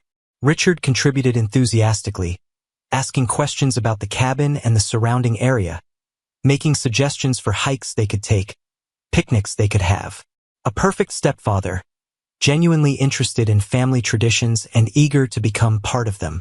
Lucas ate mechanically, observing his mother's animation, her obvious happiness at the prospect of returning to a place she loved with her children and her new husband. She believed they were becoming the family she had always wanted. She had no idea of the danger sitting across from her, complimenting her pancakes and refilling her coffee cup. "Can I bring Mr. Hoppy?" Madeline asked suddenly, holding up her well-worn stuffed rabbit. "Of course you can, Princess," Richard answered before Elaine could. "We wouldn't want to leave him behind." Madeline smiled, the first genuine smile Lucas had seen from her in days, and his heart twisted painfully in his chest. She was just 4, too young to understand the danger they were in, too trusting to see through Richard's facade. Lucas was the only one who knew the truth, the only one who could protect her. After breakfast, there was a flurry of activity as the final items were packed into the car. Richard took charge efficiently, directing which bags went where, ensuring they had snacks and drinks for the journey, checking that nothing essential had been forgotten. Elaine followed his lead happily, grateful for his organizational skills and attention to detail. "I need to use the bathroom before we go," Lucas said as Richard was loading the last of the luggage into the SUV. "Make it quick," Richard replied, his tone light but his gaze sharp. "We want to beat the traffic." In the bathroom, Lucas locked the door and quickly pulled his journal from his backpack. He had been keeping it with him at all times, afraid to leave it hidden in his room where Richard might find it as he had the previous notebook. Now he tore out a page and hastily wrote a note. "My name is Lucas Mitchell. My sister Madeline and I are in danger. My mom's boyfriend, Richard Holloway, is really Robert Henderson, wanted for questioning about missing families in Ohio. Please call the police and tell them to check the Mitchell cabin at Lake Champlain, Vermont. Please hurry." He added his home address and his mother's full name, then folded the note tightly and tucked it into his pocket. It wasn't much of a plan, but it was all he had. If he could find a moment during their journey to pass the note to someone, to create a record of where they were going and who they were with, there might be a chance of help coming before it was too late. When he emerged from the bathroom, Richard was waiting in the hallway, his casual pose belied by the tension in his shoulders. "All set, buddy?" "Everyone's in the car." Outside, the morning had brightened somewhat, though clouds still hung low in the sky, threatening rain later. Elaine sat in the passenger seat of the SUV, checking something on a map spread across her lap. Madeline was already buckled into her booster seat in the back. Mr. Hoppy clutched to her chest, her eyes heavy with what Lucas suspected was another dose of Richard's medicine. "I gave Madeline a little something for motion sickness," Richard said quietly as he and Lucas approached the car. "She mentioned feeling carsick the last time you made this drive. Your mom agreed it was a good idea." Lucas bit back the angry response that rose to his lips. Getting into an argument now would only put Madeline at greater risk. Instead, he climbed into the back seat beside his sister and took her hand. "You okay, Maddie?" he asked softly. She nodded, her head already drooping against the side of her booster seat. "Sleepy," she murmured. "You can nap during the drive," Lucas told her, squeezing her small fingers gently. "I'll be right here." Richard slid into the driver's seat and started the engine, checking the mirrors before backing out of the driveway. "Everyone ready for an adventure?" he asked, his voice warm with false enthusiasm. "More than ready," Elaine replied, reaching over to touch his arm affectionately. "This was such a wonderful idea, Richard. I still can't believe you arranged everything so quickly." "Anything for my favorite people," Richard said, capturing her hand and bringing it to his lips for a quick kiss. Lucas turned away from the display, focusing instead on Madeline, who had already fallen into an unnatural sleep beside him, her breathing deep and even, her face slack. The sight strengthened his resolve. He would find a way to get help. He would not let Richard hurt his sister or his mother. Whatever it took, whatever the risk, he would protect his family. The drive to Lake Champlain normally took about 3 hours from Oak Ridge. They would head north through Massachusetts and into Vermont, following increasingly smaller roads until they reached the eastern shore of the lake. The cabin was located at the end of a dirt road, nestled in a stand of pine trees with a small private dock extending into the water. Lucas had always loved it there. The cool, clear water, the trees whispering in the breeze, the stars so much brighter at night than they ever were in town. Now the thought of its isolation filled him with dread. Once they arrived, they would be cut off from potential help. His window of opportunity was during this journey, when they would need to stop for gas, for restrooms, for the inevitable checkpoints of travel that would bring them into contact with other people. As they hit the highway, Lucas kept his eyes fixed on the passing landscape, watching for service stations, rest areas, any place where there might be people who could help. Richard seemed to sense his intention. Whenever they did stop, he insisted that Lucas remain in the car with the sleeping Madeline while he and Elaine went inside. When they pulled into a gas station about an hour into their journey, Richard took the unusual step of pumping the gas himself, though the station was full service.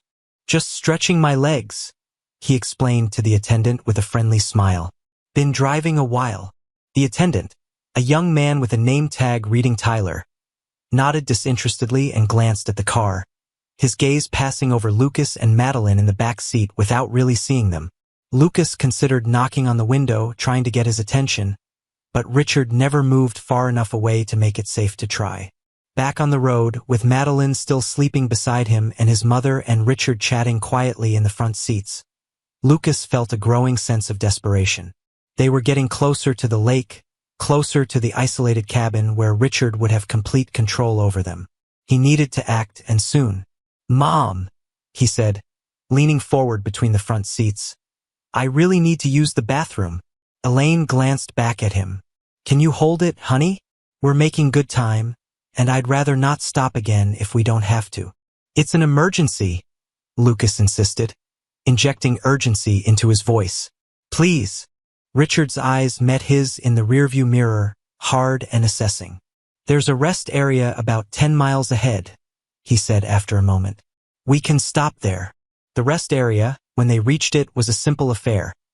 A small building housing restrooms and vending machines, a few picnic tables scattered across a patch of grass, a bulletin board with local attractions and a map of the region. Richard pulled into a parking space and turned off the engine. "I'll take Lucas," he said to Elaine. "Why don't you stay with Madeline? She's sleeping so peacefully, it would be a shame to wake her." Elaine nodded, pulling out her phone. "I'll check my messages. The reception gets spotty once we're closer to the lake." Lucas felt Richard's hand close around his upper arm as they walked toward the restroom building, the grip just shy of painful. "I know what you're thinking, buddy," Richard said conversationally, smiling and nodding at an elderly couple who passed them on the sidewalk. "But it's not going to work. You're going to go into the restroom, do what you need to do, and come right back out. No talking to strangers, no leaving notes, no funny business. Because if you do—" He paused, his smile never faltering.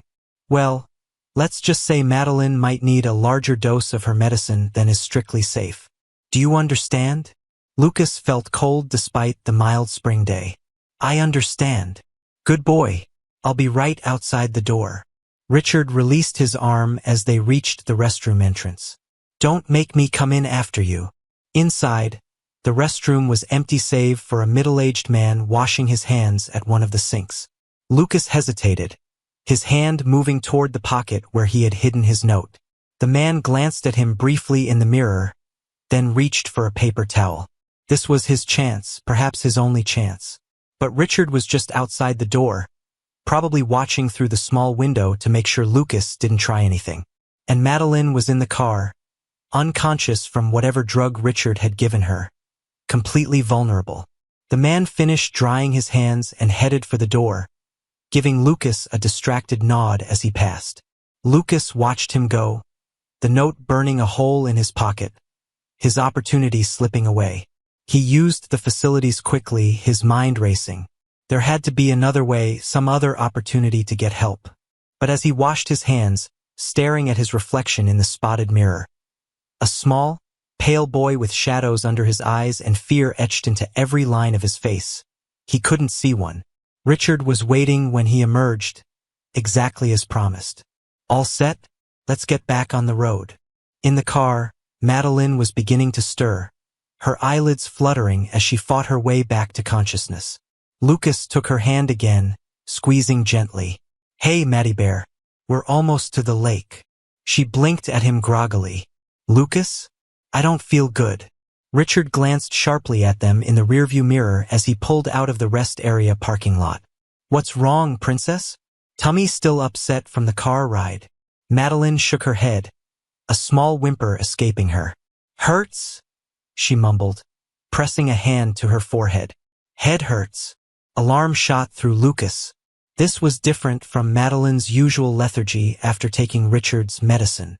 Her face was flushed, her skin hot to the touch when Lucas placed a hand on her cheek.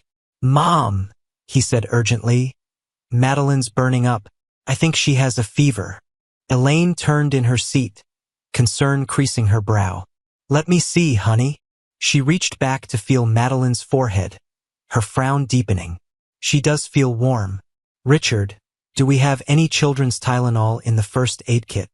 "I'm not sure," Richard replied, his tone casual though his knuckles had whitened on the steering wheel. "We can check when we get to the cabin. It's not much further." "She's really hot," Lucas insisted, watching as Madeline's eyes slipped closed again, her breathing becoming more rapid. "I think she needs a doctor." "Don't be dramatic, Lucas," Richard said sharply. "It's probably just a little bug. Kids get fevers all the time." But Elaine was looking increasingly concerned. "She does seem pretty uncomfortable, Richard. Maybe we should find an urgent care or a pharmacy, at least get some fever reducer." Richard's jaw tightened almost imperceptibly, but he nodded. "Of course, if you think that's best. There's a small town about 15 minutes ahead. They should have a pharmacy." The town, when they reached it, was little more than a main street with a handful of shops, a diner, and, thankfully, a small pharmacy. Richard pulled into a parking space in front of it and turned to Elaine. "Why don't you run in and get some children's Tylenol? I'll stay with the kids." But Elaine was already unbuckling her seatbelt. "I want to get a good look at her in the daylight. It might not just be a fever. Remember that rash she had last summer that turned out to be an allergic reaction?" Lucas could see the calculations running behind Richard's eyes. The risk of letting Elaine take Madeline into a public place versus the suspicion that would arise if he argued too forcefully against it. After a moment, he nodded. "You're right. Better safe than sorry. Lucas and I will wait here." Lucas felt his heart sink as his mother opened the back door and unbuckled Madeline from her booster seat, lifting her into her arms. "We'll be right back," she promised, pressing a kiss to Madeline's forehead. As they disappeared into the pharmacy, Richard turned to look at Lucas, his pleasant mask slipping to reveal the cold anger beneath. "Don't get any ideas, buddy. Your mother and sister will be back in a few minutes, and then we're getting to the cabin. No more delays." Lucas met his gaze steadily. "Madeline is really sick. What did you give her?" Richard's eyebrows rose in mock innocence. "Just a little something to help with motion sickness, like I told you. Some children are more sensitive than others. It's not my fault if she's having a reaction." "You've been drugging her for weeks," Lucas said, his voice low but steady. "I've been watching, documenting everything. Even if you found my notebook, there are other people who know what you've been doing." It was a bluff, but Richard's expression flickered with uncertainty. "You're 9 years old, Lucas. Who exactly do you think would believe you over me?" "Mrs. Winters, my teacher. She knows something's wrong. And Ms. Abernathy at the library. And the police in Columbus who are looking for you, for Robert Henderson. The man who made Marcy and Tommy Sanders disappear." Richard moved so quickly that Lucas didn't have time to react. One moment he was in the driver's seat, the next he was twisted around, his hand closing around Lucas's throat, not squeezing but holding, a clear threat. "You think you're so smart," Richard hissed, all pretense gone now. "But you have no idea what you're dealing with. No idea at all. Your precious notebook, your little investigation. It's nothing. When we get to the cabin, you and I are going to have a serious conversation about respect and obedience. And if you breathe one word to your mother about any of this, I'll make sure Madeline never wakes up from her next nap. Do I make myself clear?" Lucas couldn't speak, could barely breathe with Richard's hand at his throat. He managed a small nod, and Richard released him, turning back to face the front just as the pharmacy door opened and Elaine emerged with Madeline in her arms. They didn't have children's Tylenol, but the pharmacist recommended this, she said as she settled Madeline back into her booster seat. It's a liquid ibuprofen that should bring down her fever.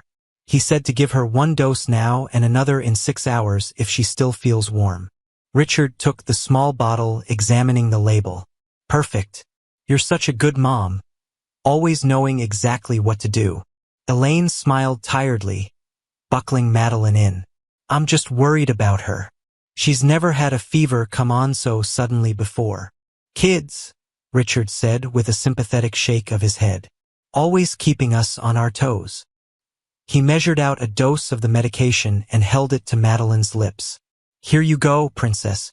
This will make you feel better.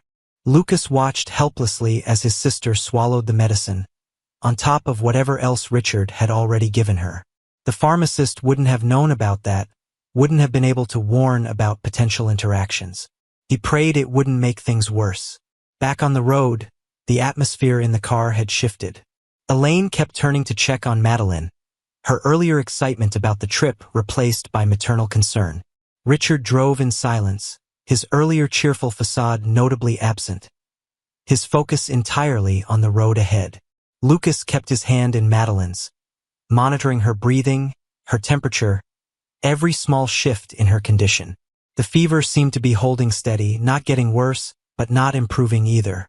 Her sleep was fitful now, punctuated by small whimpers and restless movements. When they finally turned onto the dirt road leading to the cabin, Lucas felt a wave of dread wash over him. The towering pines closed in on either side, shutting out much of the daylight, creating a tunnel of dappled shadows that seemed to stretch endlessly ahead. He remembered how magical this approach had seemed when he was younger, like entering a secret world, a special place just for their family. Now it felt like the entrance to a trap, each bump and turn of the road taking them further from safety, deeper into Richard's carefully orchestrated plan.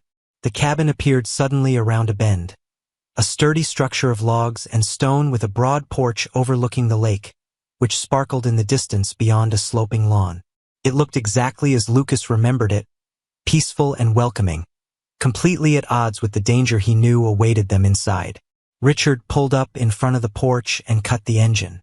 "Home sweet home," he announced, some of his earlier good humor seemingly restored now that they had reached their destination.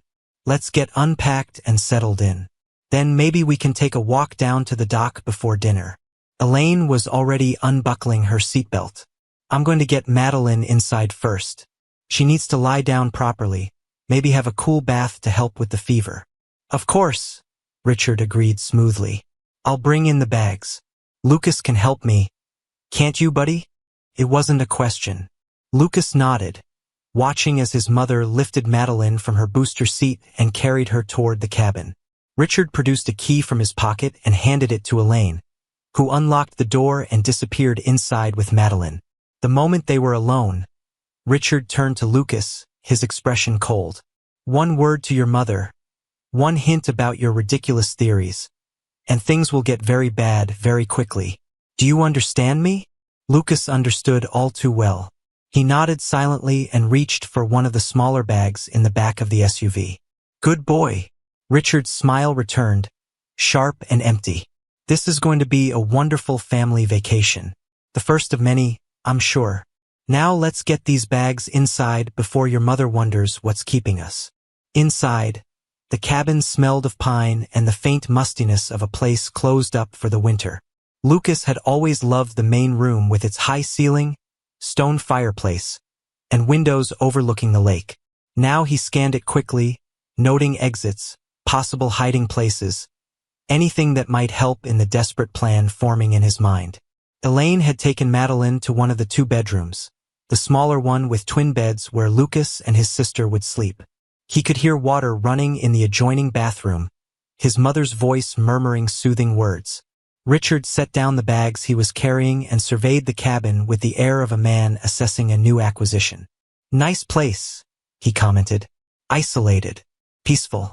Just what we all need, don't you think?" Lucas said nothing, depositing his own bag near the door and turning to go back for more. Richard caught his arm, his fingers digging in painfully. "I asked you a question, Lucas." "Yes," Lucas said flatly. "It's nice. Richard smiled, releasing him. That's better. We're going to work on your attitude while we're here.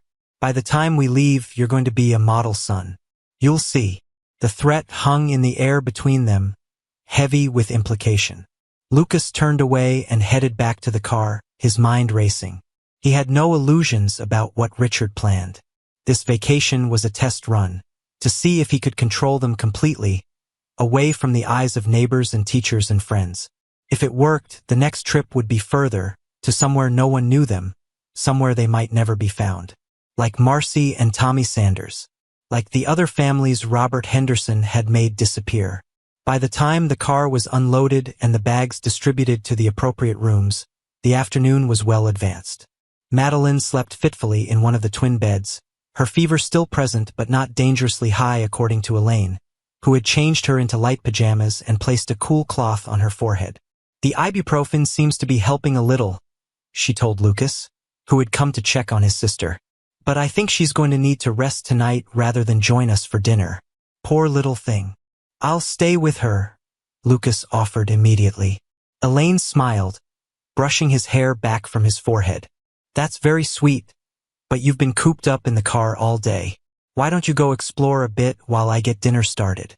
Just don't go near the water without an adult. Remember the rule. It was an unexpected opportunity, a chance to be outside, away from Richard's watchful eye, even if just for a short time. Okay, Lucas agreed. I'll just go down to the dock and back. In the main room, Richard was building a fire in the fireplace, arranging logs with methodical precision. He looked up as Lucas emerged from the bedroom. How's the patient? Still feverish, Lucas replied cautiously. Mom says she needs to rest. Richard nodded, striking a match and holding it to the kindling. Probably for the best. A good night's sleep will set her right. Mom said I could go down to the dock for a bit. Lucas watched Richard carefully, alert for any sign of suspicion or refusal. But Richard merely glanced at his watch. Be back in 30 minutes. It'll be dinner time then. The implicit threat was clear, but Lucas nodded and headed for the door before Richard could change his mind. Outside, the late afternoon sun slanted through the pines, casting long shadows across the lawn that sloped down to the water. The air was cool and fresh, scented with pine and the distinctive mineral tang of the lake. Lucas walked slowly toward the dock, his mind working furiously. 30 minutes wasn't much time, but it was something. The nearest neighbor was a mile away, too far to reach on foot before Richard would come looking for him. There was no phone in the cabin, and cell service was notoriously spotty in this area. The boat that had been kept in a small boathouse beside the dock had been sold after his father left, his mother unable to maintain it on her own. As he reached the dock, Lucas sat down on the weathered planks, dangling his feet above the clear water. From here, he could see a portion of the shoreline curving away to the north, where other cabins and houses were scattered among the trees. The closest was just visible, a green roof peeking through the pines, smoke rising from a chimney. Signs of life, people who might help if he could reach them. But how? Richard would be watching him closely now, especially after the incident in the car. He wouldn't get another chance to be alone outside like this. Unless Lucas stood up abruptly, a plan forming in his mind. It was dangerous, desperate even, but it might be their only chance. He would need to wait until night, until his mother and Richard were asleep. Then he would take Madeline and try to reach the neighboring cabin. Not by the road, which would be the first place Richard would look, but by the lake shore, keeping to the trees for cover. It was risky. Madeline was sick, the terrain was rough, and the darkness would make travel difficult. But the alternative, remaining under Richard's control, waiting for whatever he had planned, was unthinkable. Decision made, Lucas turned back toward the cabin, his steps lighter despite the weight of what lay ahead. He had a plan. It wasn't much, but it was something. A chance. The evening passed in a haze of forced normalcy. Dinner was simple. Pasta with sauce from a jar, garlic bread, a salad, eaten at the small kitchen table with Madeline's absence like a shadow hanging over them. Elaine checked on her frequently, reporting that her fever seemed to be coming down, that she was sleeping more peacefully. Lucas wondered how much of that was due to the ibuprofen and how much to whatever Richard had given her earlier. After dinner, Richard suggested a game of Scrabble, producing the board from a cupboard where the cabin's small collection of games and puzzles was stored. "Family tradition, right?" he said with a smile that didn't reach his eyes. They played for an hour, Richard keeping up a steady stream of cheerful conversation, asking Elaine about her memories of previous trips to the lake, making plans for activities they could do the next day if Madeline was feeling better. The perfect stepfather, thoughtful and engaged. Not a hint of the man who had threatened Lucas in the car visible in his behavior. By 9 o'clock, Elaine was yawning. "I think I need to turn in," she said, standing up from the game. "It's been a long day, and I want to check on Madeline once more before I sleep."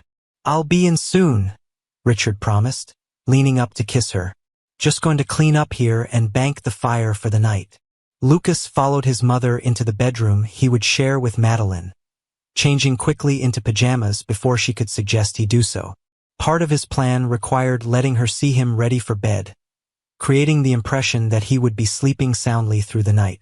Madeline was still asleep, her breathing deep and even, her skin cooler to the touch when Elaine laid a hand on her forehead. "The fever's definitely going down," she said with relief. "She should be feeling much better by morning." "That's good," Lucas said, climbing into the other twin bed. "Night, Mom." Elaine bent to kiss his forehead. "Night, sweetheart. Sleep well." After she left, closing the door softly behind her, Lucas lay still, listening to the sounds of the cabin settling around him. The creak of floorboards as Richard moved about in the main room, the rustle of wind in the pines outside, the soft lapping of water against the shore in the distance. He waited, counting minutes in his head, forcing himself to remain patient. It was crucial that Richard and his mother be deeply asleep before he made his move. 10 o'clock came and went. 11. By midnight, the cabin was silent save for the occasional pop from the dying embers in the fireplace. Silently, Lucas slipped out of bed, fully clothed beneath the covers. He had planned this carefully while sitting on the dock, had changed back into his clothes while his mother was checking on Madeline in the bathroom, had placed his shoes beneath the bed for easy access, had tucked his small flashlight into his pocket along with the note he had written, now updated with their location at the lake. Moving with deliberate slowness to avoid any creaking floorboards, Lucas crossed to Madeline's bed and gently shook her shoulder. "Maddie," he whispered, barely audible. "Maddie Bear, wake up." She stirred, her eyes opening groggily. "Lucas?" she murmured. "Shoo," he cautioned, placing a finger to his lips. "We have to be very quiet, like a game, okay? We're going on a little adventure, but it's a secret." Madeline blinked at him, confusion evident in her small face, but she nodded. At 4, she was still young enough to be intrigued by the idea of a secret adventure, especially one proposed by her big brother, whom she trusted implicitly. "My head still hurts," she whispered as Lucas helped her sit up. "I know. We're going to get you some more medicine, but we have to go somewhere else to get it. That's part of the adventure." He reached for her slippers, easier and quieter than trying to put on her shoes, and helped her into her jacket, which had been draped over the foot of the bed. "What about Mr. Hoppy?"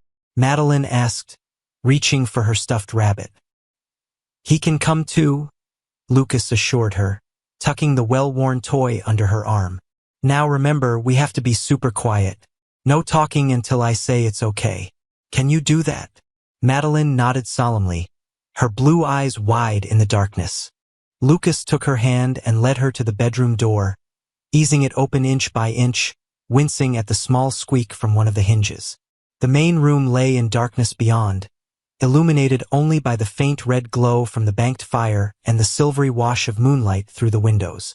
Lucas paused, listening intently for any sound from the second bedroom where his mother and Richard slept. Hearing nothing, he guided Madeline into the main room, keeping to the edges where the floorboards were less likely to creak. The front door was their goal, just 20 feet away across the open floor, its deadbolt likely engaged for the night. They had made it halfway across the room when a floorboard creaked loudly beneath Lucas's foot. He froze, Madeline's hand clutched tightly in his, hardly daring to breathe as he strained to hear any response from the other bedroom. For a long moment, there was nothing. Then came the unmistakable sound of movement, a rustling of blankets, a murmured question in his mother's voice, Richard's deeper tones in response. Abandoning caution for speed, Lucas pulled Madeline toward the door, reaching for the deadbolt with his free hand. It turned easily, but the door stuck slightly in its frame, requiring a harder tug than he had anticipated. As it swung open, admitting a gust of cool night air, a light flicked on in the main room. "Lucas? What on earth are you doing?" His mother's voice, thick with sleep but rapidly sharpening with alarm. Lucas didn't stop to answer. Still gripping Madeline's hand, he pulled her through the doorway onto the porch, her slippered feet stumbling on the rough boards. "Lucas Mitchell, stop right there." His mother again, fully awake now, her tone shifting from confusion to anger. But it was another voice that sent ice through Lucas's veins. Richard's voice, low and dangerous, no longer maintaining any pretense of the concerned stepfather. "Get back here, right now." Lucas ran, half dragging Madeline down the porch steps and across the moonlit lawn toward the lake. He could hear footsteps behind them. Richard, pursuing, no longer bothering to hide the rage that had always simmered beneath his friendly facade. "Lucas, stop," Richard bellowed, his voice echoing across the moonlit lawn.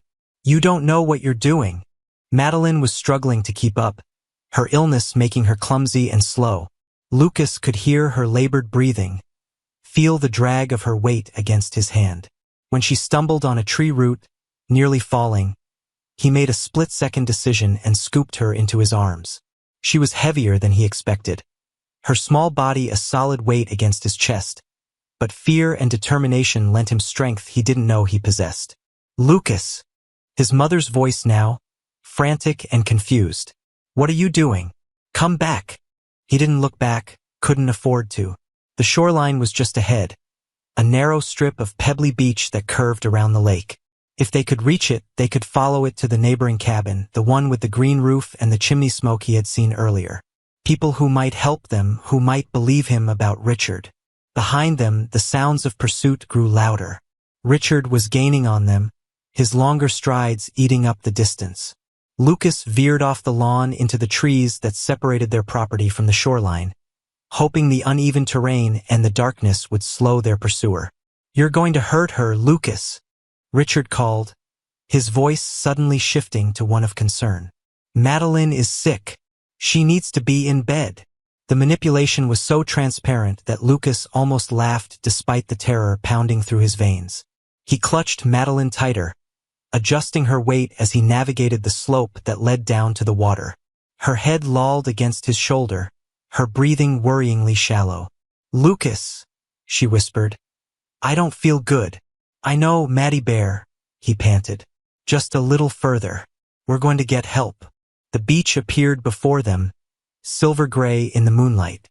Lucas turned north, toward where he had seen the neighboring cabin, his shoes sliding on the wet pebbles. Madeline had grown heavier with each step, her small body a dead weight in his aching arms.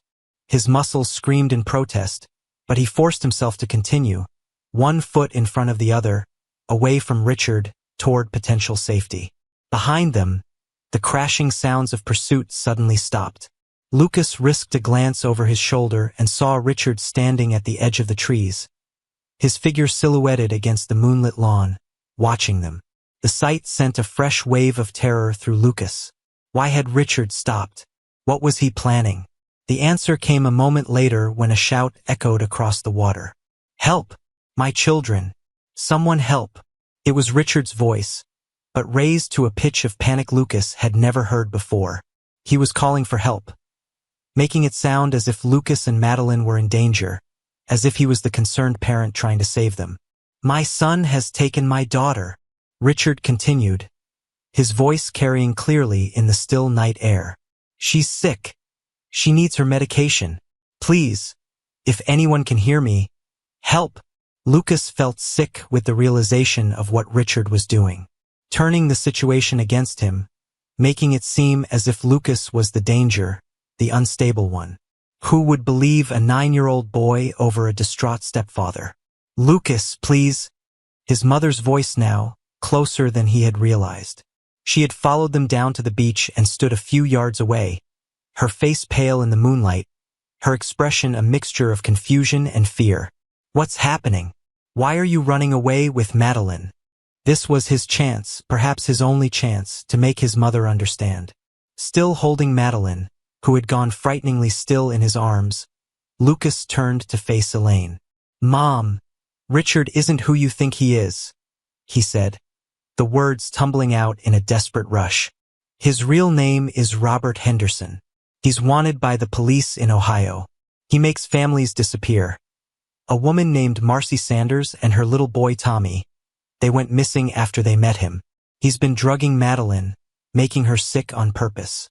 The medicine he gives her, it's not for her health. He's dangerous, Mom. We have to get away from him. Elaine stared at him, her eyes wide with shock. Lucas, that's crazy. Where did you get such ideas? Richard loves us. He's been nothing but good to us. It's true, Lucas insisted, feeling Madeline stir weakly in his arms. I found photos in his filing cabinet, Marcy and Tommy Sanders. I looked them up at the library.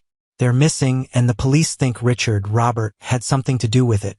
Please, Mom, you have to believe me. For a moment, just a moment, something flickered in his mother's eyes. Doubt.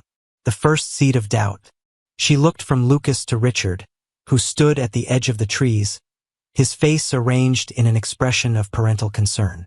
Elaine, Richard called, his voice gentle now persuasive. Lucas is confused.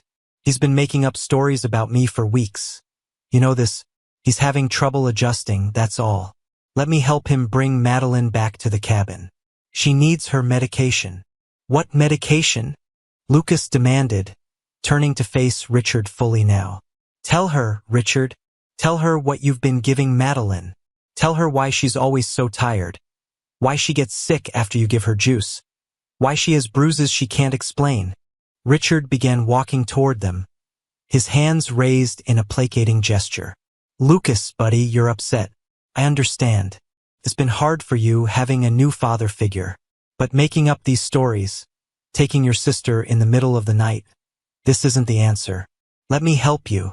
He was almost upon them now, his tall figure blocking the moonlight, casting Lucas and Madeline into shadow. Lucas took a step backward, his feet slipping on the wet stones of the beach, Madeline a deadweight in his trembling arms. Stay away from us, he warned, his voice breaking with fear and exhaustion. Lucas, his mother said, moving closer, her hand outstretched. Give Madeline to me. She needs to be in bed. We can talk about all this in the morning. No, Lucas cried, backing away further. You don't understand. He's going to hurt us. He's going to make us disappear like the others. Richard's face twisted with impatience, the mask slipping for just an instant before he controlled himself. Elaine, he's hysterical. Let me handle this. He took another step toward Lucas. Give me your sister, Lucas. Now. No. Lucas took another step backward, his heel meeting empty air as the shoreline dropped off into deeper water. He stumbled, fighting to maintain his balance with Madeline's weight in his arms. In that moment of vulnerability, Richard lunged forward, grabbing for Madeline. His fingers closed around her arm, pulling her from Lucas's grasp. She cried out, a thin, pained sound that cut through the night, and something in Lucas snapped. With a strength born of pure desperation, he yanked Madeline back, twisting away from Richard's grip. But the momentum sent him staggering backward into the water, Madeline still clutched to his chest. They fell with a splash, the lake's cold embrace shocking after the warm night air. Lucas surfaced quickly, gasping, still holding Madeline, whose eyes had flown open at the shock of the cold water. She began to cry, her small body shivering violently against his. Look what you've done, Richard shouted, wading into the shallows toward them. Give her to me before you drown her, you stupid boy. But Lucas could see something in Richard's eyes now that his mother, standing on the shore, Could not. A calculation, a deadly intent. If Richard got his hands on them now, in the water where accidents happen so easily. "Mom!" Lucas called, backing further into the lake, the water now at his chest, supporting Madeline so her head stayed well above the surface. "Nom, please, look in his study at home. Look for the photos. Look for the pill bottles. Ask Mrs. Winters at school. She knows something's wrong. Please, you have to believe me." Elaine stood frozen on the shore, her gaze darting between her son and her husband, indecision written across her features. "Richard," she said finally, her voice shaking. "What photos is he talking about? What pills?" Richard didn't look at her, his attention fixed entirely on Lucas and Madeline in the water. "He's making it up, Elaine. You know how imaginative he is." He took another step into the lake, water swirling around his thighs. "Lucas, this has gone far enough. You're scaring your sister. Bring her to shore right now." "No!" Lucas's teeth were chattering from the cold, but his resolve remained firm. "Stay back. I mean it." "Or what?" Richard asked, his voice dropping to a dangerous murmur that only Lucas could hear. "What exactly do you think you're going to do, buddy? I'm bigger, stronger, and smarter than you. And once I have Madeline, your mother will believe whatever I tell her. About how you had some kind of breakdown. About how you put your sister in danger. About how you might need special care in a place where they know how to deal with troubled children." He took another step closer, water now at his waist. Lucas backed away further, careful to keep Madeline's head above water, feeling the lake bottom begin to slope more steeply beneath his feet. "Richard, stop!" Elaine called from the shore, her voice taking on a new note of alarm. "Lucas can't swim well. You're driving them into deeper water." Lucas saw the moment Richard made his decision, saw it in the cold calculation of his eyes, in the slight tensing of his body before he lunged. Time seemed to slow as Richard surged through the water toward them, his hands outstretched, his face a mask of predatory intent. In that frozen moment, Lucas made his own decision. With the last of his strength, he tossed Madeline toward the shore, toward his mother, the motion sending him backward into deeper water. Madeline hit the shallows with a splash, sputtering and crying but safe from the immediate threat Richard posed. Richard, caught off guard by the unexpected move, hesitated for a crucial second, torn between pursuing Lucas and grabbing Madeline. That second was all Elaine needed to wade into the shallows and scoop up her daughter, pulling her to the safety of the shore. "Mom!" Lucas called, treading water now, his clothes heavy and dragging him down. "Take Madeline and run. Go to the neighbors. Call the police." Elaine stood on the shore, clutching Madeline to her chest, her face a study in conflicting emotions. "Lucas, go!" he shouted, as Richard turned back toward him, fury etched into every line of his face. "You little bastard," Richard snarled, advancing through the water. "You think you've won? You think anyone will believe your stories? Your mother loves me. She trusts me. All I have to do is tell her you had some kind of episode, that you've been making things up for attention. And after your little stunt tonight, who do you think she'll believe?" Lucas continued to tread water, struggling against the weight of his sodden clothes, watching in a mixture of relief and terror as his mother backed away up the beach, Madeline in her arms. She hadn't run to the neighbors as he'd begged her to do, but at least she was keeping Madeline away from Richard for the moment. "She'll believe me," Lucas said, though his voice shook with cold and fear. "Once she thinks about it, really thinks, she'll see I'm telling the truth. About the medicine. About how you've been acting. About everything." Richard lunged suddenly, his arm shooting out to grab Lucas's ankle beneath the water, yanking him forward into the shallows where he could get a better grip. Lucas thrashed wildly, kicking with his free leg, but Richard's strength was overwhelming. He dragged Lucas closer, one hand moving to grab the front of his soaking shirt. "Let him go!" Elaine's voice, sharp with a new authority, cut through the night. "Richard, let go of my son right now." Richard froze, his grip still tight on Lucas's shirt, and turned to look at Elaine, who stood on the shore, Madeline balanced on one hip, her free hand clutching something that glinted in the moonlight. Lucas's journal. The one Mrs. Winters had given him, where he had documented everything. Richard's real identity, the pills, Madeline's symptoms, the photos of Marcy and Tommy Sanders. It must have fallen from his pocket during the struggle, washed up on the shore where his mother had found it. "What is this?" Elaine demanded, holding up the journal. "What is all this, Richard? Or should I call you Robert?" Her voice broke on the name, but her stance remained firm. "There are dates, times, details I can check. Is it true? Have you been drugging my daughter?" Richard released Lucas so suddenly that he fell backward into the water with a splash. When he surfaced, gasping, he saw Richard wading toward the shore, his hands raised placatingly, his expression shifting to one of wounded innocence. "Elaine, honey, you can't possibly believe this nonsense," he said, his voice gentle and reasonable. "Lucas has been writing fiction.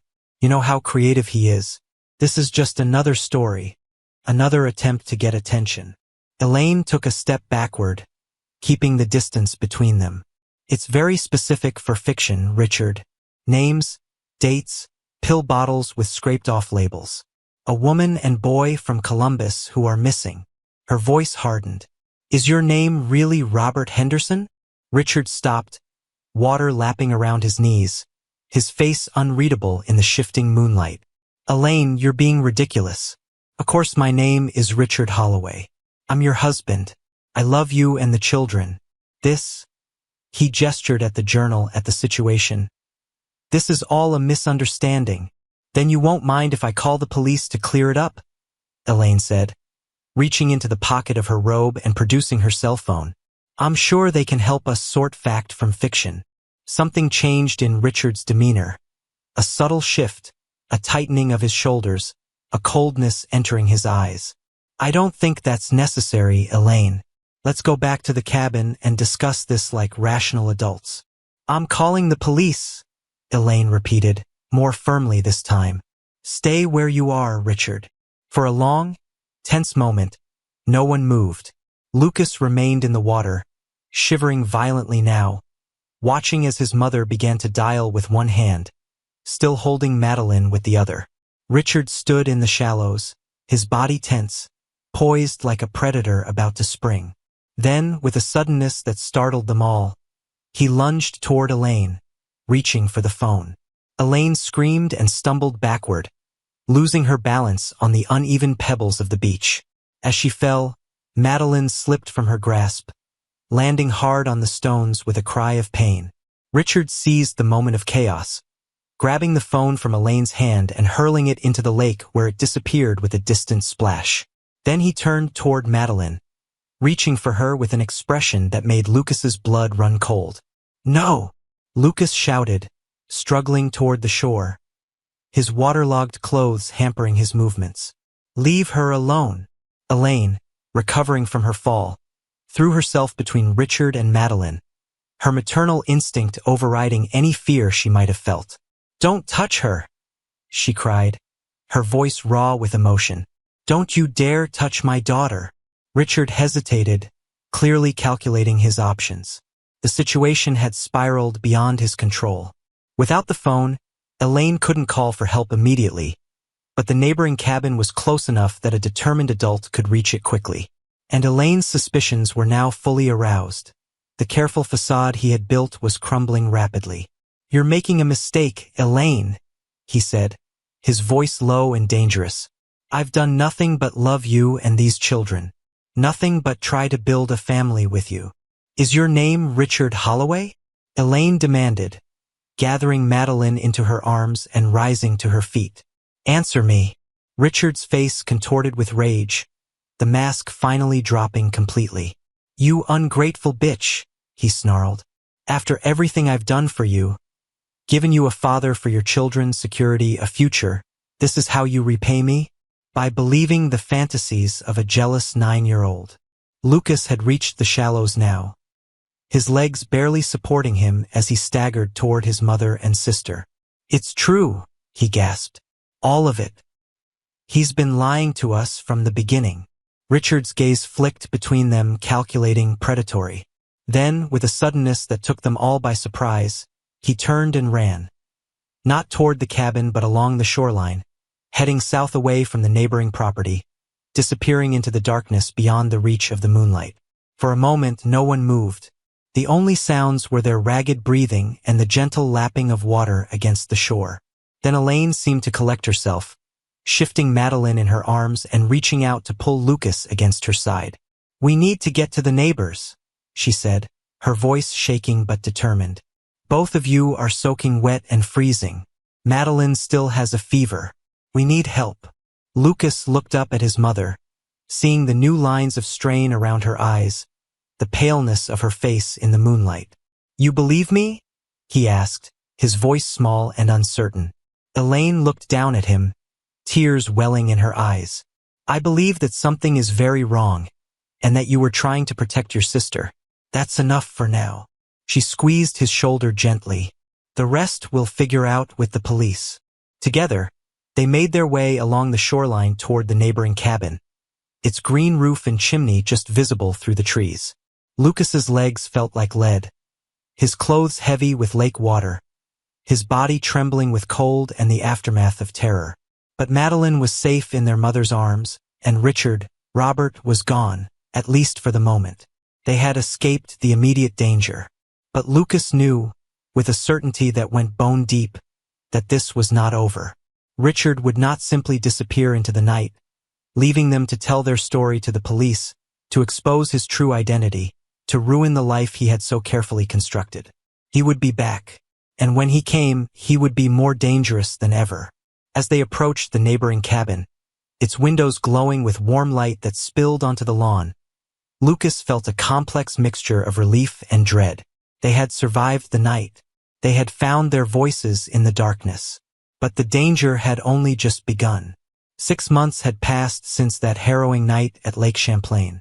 The Mitchell family now lived in a small apartment across town, its walls freshly painted in colors Madeline had chosen. Sunshine yellow for the kitchen, sky blue for the bedrooms. October had brought crisp air and trees aflame with color, visible through windows that no longer felt like watchful eyes. Lucas sat on a wooden bench outside Brighton Pharmacy, the same establishment where Ms. Abernathy had once caught him researching Robert Henderson. Today, though, he wasn't running or hiding. He was waiting for his mother, who had taken Madeline inside to speak with Eleanor Phillips, the pharmacist who had become an unexpected ally in the aftermath of that terrible night. The events following their escape from the cabin had unfolded with dizzying speed. The neighbors, an elderly couple named the Wilsons, had welcomed them with blankets and hot tea, had called the police while Lucas recounted his story, shivering but determined to make the adults understand. This time, finally, they had listened. Richard, or Robert Henderson, as the police confirmed he was actually named, had vanished into the night, but his freedom had been short-lived. A state trooper had spotted him 3 days later at a bus station in Burlington, attempting to flee to Canada with a new identity already in progress. The arrest had been front-page news in Oak Ridge, the small town reeling from the revelation that a predator had lived among them, charming and invisible.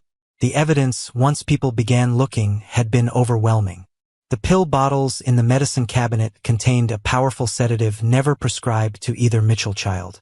A search of Henderson's filing cabinet revealed not just photos of Marcy and Tommy Sanders, but documentation on 3 other families who had disappeared after becoming entangled with him under different aliases. Financial records showed he had systematically drained Elaine's savings while isolating her from friends and family. Most damning of all, Henderson's laptop contained detailed plans for their disappearance. A cabin in northern Canada, new identities, a compliant, drugged child who would be easier to control than Lucas had proven to be. "Penny, for your thoughts?" Lucas looked up to find his mother standing before him, Madeline's hand clasped in hers. At 34, Elaine Mitchell looked both older and younger than she had 6 months ago. A few more lines around her eyes, but a straightness to her shoulders that had been missing during her time with Richard, a clarity in her gaze that spoke of hard-won wisdom. "Just thinking," Lucas replied with a small shrug. Elaine sat beside him on the bench, drawing Madeline onto her lap. The little girl looked nothing like the pale, listless child she had been half a year earlier. Her curls bounced with health, her blue eyes clear and bright, her small body wriggling with the perpetual energy of a now healthy 5-year-old. Ms. Eleanor says I'm the bravest girl she knows, Madeline announced, proudly displaying a sticker on the back of her hand. A cartoon lion with the words "Courage Roars" beneath it. She's absolutely right, Elaine agreed, pressing a kiss to the top of her daughter's head. Both my children are the bravest people I know. Her gaze shifted to Lucas, a familiar shadow of regret passing across her features. I should have listened to you sooner. I will never forgive myself for that. It was a conversation they had revisited many times during their weekly family therapy sessions. Elaine's guilt, Lucas's lingering anger, the slow, painful rebuilding of trust between them. Dr. Matthews, their therapist, had helped them find a language for the complex emotions that remained in Richard's wake. Betrayal, fear, relief, grief for the family they had thought they were becoming. You listened when it mattered most, Lucas said quietly, the response familiar but no less true for its repetition. You believed me at the lake. You protected Madeline. A comfortable silence fell between them, broken only by the rustle of autumn leaves skittering across the sidewalk and Madeline's soft humming as she examined her sticker. From where they sat, Lucas could see the town square with its white steepled church, the row of shops along Main Street, the park where he had once taught Madeline to pump her legs on the swing. Oakridge looked the same, but everything had changed. Are you ready for this afternoon? Elaine asked, checking her watch. We don't have to go if you don't want to. Lucas considered the question seriously, as he had been taught to do in his own private therapy sessions with Dr. Wilson.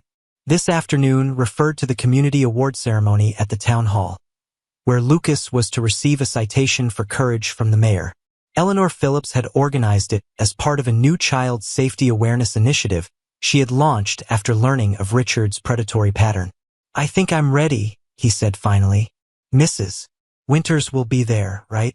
Front row, Elaine confirmed. And Ms. Abernathy from the library. And Officer Martinez, who took your statement that night. The ceremony would mean standing in front of people, accepting acknowledgement for something Lucas still didn't fully understand. He hadn't felt brave that night at the lake, only desperate and terrified. But Dr. Wilson had explained that courage wasn't about feeling fearless. It was about acting despite your fear, about recognizing when something mattered more than your own safety. Madeline slid from their mother's lap and came to stand in front of Lucas, her small face serious. Will there be cake after? She asked, the question so utterly childlike and normal that Lucas felt a surge of grateful joy. I think so, he answered, tugging gently on one of her curls. Chocolate, probably. Good, she said decisively. I like chocolate best now. Mr. Hoppy does too. The stuffed rabbit in question was clutched in her left hand, worn and beloved, one of the few possessions they had kept from their old life. Lucas sometimes marveled at his sister's resilience. How quickly she had bounced back once the drugs left her system. How readily she embraced their new apartment, their new routines, their new understanding of family as just the three of them, stronger together than they had ever been with Richard's false promises. We should head home to change, Elaine said, standing and brushing invisible lint from her nurse's scrubs. She had switched to day shifts at a different hospital, determined to be more present for her children. The move had meant a pay cut, which in turn had necessitated the smaller apartment, but neither Lucas nor his mother regretted the changes. The ceremony starts at 3. They walked home together through the familiar streets of Oakridge, Madeline skipping ahead and then running back, unable to contain her energy. Lucas watched her, a fierce protectiveness still burning in his chest at the sight of his sister, whole and happy and safe. The trial was still months away. Lucas would have to testify, to face Robert Henderson across a courtroom and tell his story once more. But he wasn't afraid of that anymore. The truth, once spoken, had a power that couldn't be contained or controlled, just as Mrs. Winters had tried to tell him with the gift of that journal so many months ago. At home, Lucas changed into the new dress shirt and slacks his mother had bought for the occasion, combing his hair neatly in the bathroom mirror. The face that looked back at him seemed older. Somehow, not just the natural changes of growing, but something in the eyes, a steadiness that hadn't been there before. In the living room, he found his mother helping Madeline with the buttons of her purple dress, her favorite color still, though now she insisted on selecting her own clothes each morning, a small but significant reclaiming of autonomy that Dr. Matthews had encouraged. "You look very handsome," Elaine told him, her smile warm and genuine. "How are you feeling?" Lucas considered the question, taking stock of the emotions flowing through him. There was anxiety, yes, about standing in front of the town. There was lingering anger toward Richard, toward the system that had failed to catch him earlier, toward the adults who had dismissed his concerns for so long. But beneath those familiar feelings ran something new, a quiet certainty, a knowledge of his own worth and strength that no one could take from him again. "I feel okay," he said simply. "Ready." The town hall was crowded when they arrived, familiar faces turning to smile and nod as the Mitchell family made their way to the reserved seats in the front row. Mrs. Winters was there as promised, elegant in a blue dress, her gray hair arranged in its usual neat bun. She squeezed Lucas's hand wordlessly as he passed, her eyes bright with pride behind her wire-rimmed glasses.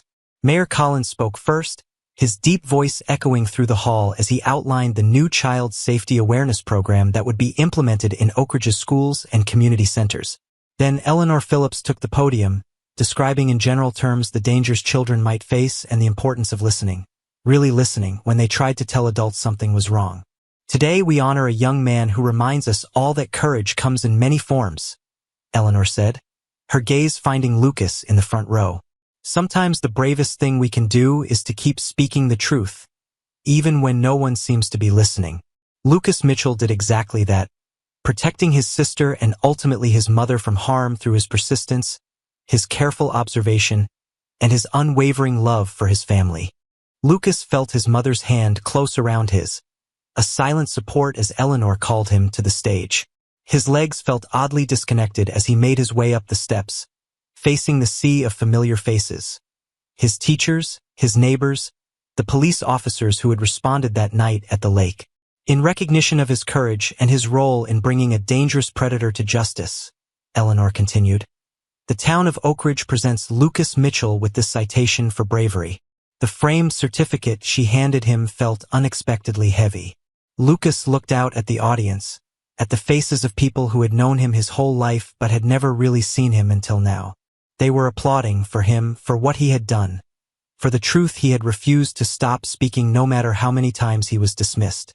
As he searched the crowd, his gaze caught on Madeline, sitting on their mother's lap, clapping with enthusiastic abandon, her face alight with a joy that 6 months ago had seemed lost forever. In that moment, something shifted in Lucas's chest, a weight lifting, a wound beginning, finally, to heal. The citation, the ceremony, the acknowledgement. None of it could erase what had happened. The nightmares that still sometimes woke him, the wariness around adult men he didn't know, the hypervigilance that Dr. Wilson was helping him learn to manage. These were scars he would carry. But they were not the whole of him. Later, as promised, there was cake, chocolate, as Lucas had predicted, served in the community room adjacent to the hall. Lucas sat at a small table with his mother and sister, watching as Madeline meticulously separated the cake from the frosting, eating each component with deliberate enjoyment. "Lucas," she said suddenly, looking up from her methodical deconstruction, "are we safe now?" The question, so direct and yet so complex, caught him off guard. Lucas glanced at his mother, who watched them both with a careful neutrality that told him this was his question to answer. "Yes," he said after a moment, finding that he believed it. "Richard Robert is in jail. He can't hurt us anymore." Madeline considered this, her small face serious. "But you're still scared sometimes. I hear you at night." Lucas felt a flush of embarrassment, but Dr. Wilson's voice echoed in his mind. "Honesty builds trust. Trust heals. Sometimes I have bad dreams," he admitted. "But that doesn't mean we're not safe. It just means my brain is still working through everything that happened." Madeline nodded as if this made perfect sense. "My brain does that too, but not as much anymore." She pushed a glob of frosting toward him, a peace offering. "You can have this. I know you like the frosting best." The simple gesture, His sister's recognition of his preference, her desire to share, brought a lump to Lucas's throat. "Thanks, Matty Bear." As the afternoon wound down, they said their goodbyes to the well-wishers, collected Madeline's coat from the rack by the door, and stepped out into the crisp October evening. The sun was setting, casting long shadows across the town square, but unlike the shadows that had once seemed so threatening in their old house, these held no menace. They walked home slowly, Madeline between them, holding both their hands and occasionally demanding to be swung forward in the childhood game of 1, 2, 3, we. Each time, her laughter rang out, clear and bright in the evening air, drowning out the whispers of what might have been, what almost was. At home, as Elaine prepared a simple dinner, Lucas retreated to his room and placed the framed citation on his desk beside a photograph taken a few weeks earlier. The three Mitchells at the park, smiling into the camera, a family reshaped by fire but stronger for having survived it. From a drawer, he retrieved the journal Mrs. Winters had given him so many months ago. Its pages were no longer filled with fearful observations and desperate plans, but with stories. Adventures he wrote for Madeline about brave children who overcame monsters, who found their way home through dark woods, who spoke truth to power and were, eventually, heard. "Lucas!" Madeline's voice called from the kitchen. "Mom says dinner's ready. We're having spaghetti." "Coming!" he called back, running his fingers over the journal's cover one last time before setting it aside. The evening stretched before them, ordinary, peaceful, secure. Dinner together at their small table. Bath time for Madeline with extra bubbles because it was a special day. A story before bed. One of Lucas's own creations about a princess and her brave brother who discovered a magical garden where shadows couldn't follow them. Later, as Lucas prepared for bed himself, Elaine appeared in his doorway, a small box in her hands. "I was going to wait until your birthday next month," she said, "but tonight seems right." She sat on the edge of his bed and handed him the box. "I think you're ready for this." Inside was a cell phone, not a brand new model, but newer than the emergency phone Richard had broken all those months ago. Lucas looked up at his mother, a question in his eyes. "So we can always reach each other," she explained, her voice steady but her eyes bright with unshed tears. "So you never have to feel alone or unheard again." "Thank you," Lucas said, the words inadequate for the trust and understanding the gift represented. Elaine leaned forward to kiss his forehead, a gesture he had once found embarrassing, but now accepted as the comfort it was meant to be. "I'm so proud of you, Lucas. Not just for what you did, but for who you are. Never forget that." After she left, Lucas placed the phone on his bedside table and turned out the light, listening to the familiar sounds of their apartment settling around him. The hum of the refrigerator, the soft whisper of the heating vent, the occasional creak of floorboards as his mother moved through her own nighttime routine. Ordinary sounds, safe sounds, the soundtrack of a life reclaimed. In the darkness, Lucas made a silent promise to himself, to Madeline, to the children whose faces he had seen in those photographs, hidden in Richard's filing cabinet. He would keep writing his stories, would keep speaking truth when it needed to be spoken, would remember always the power of a small voice in the darkness, refusing to be silenced. As sleep began to claim him, Lucas felt a peace he hadn't known in a very long time. They had survived. They had found their way back to light and safety, not because a hero had rescued them, but because they had rescued themselves. A boy, his sister, their mother, finding strength they hadn't known they possessed. Tomorrow would bring new challenges, the ongoing therapy, the preparation for the trial, the continuing work of healing and rebuilding. But for tonight, in this moment, they were together. They were safe. They were heard. And that, Lucas thought as he drifted toward sleep, was everything.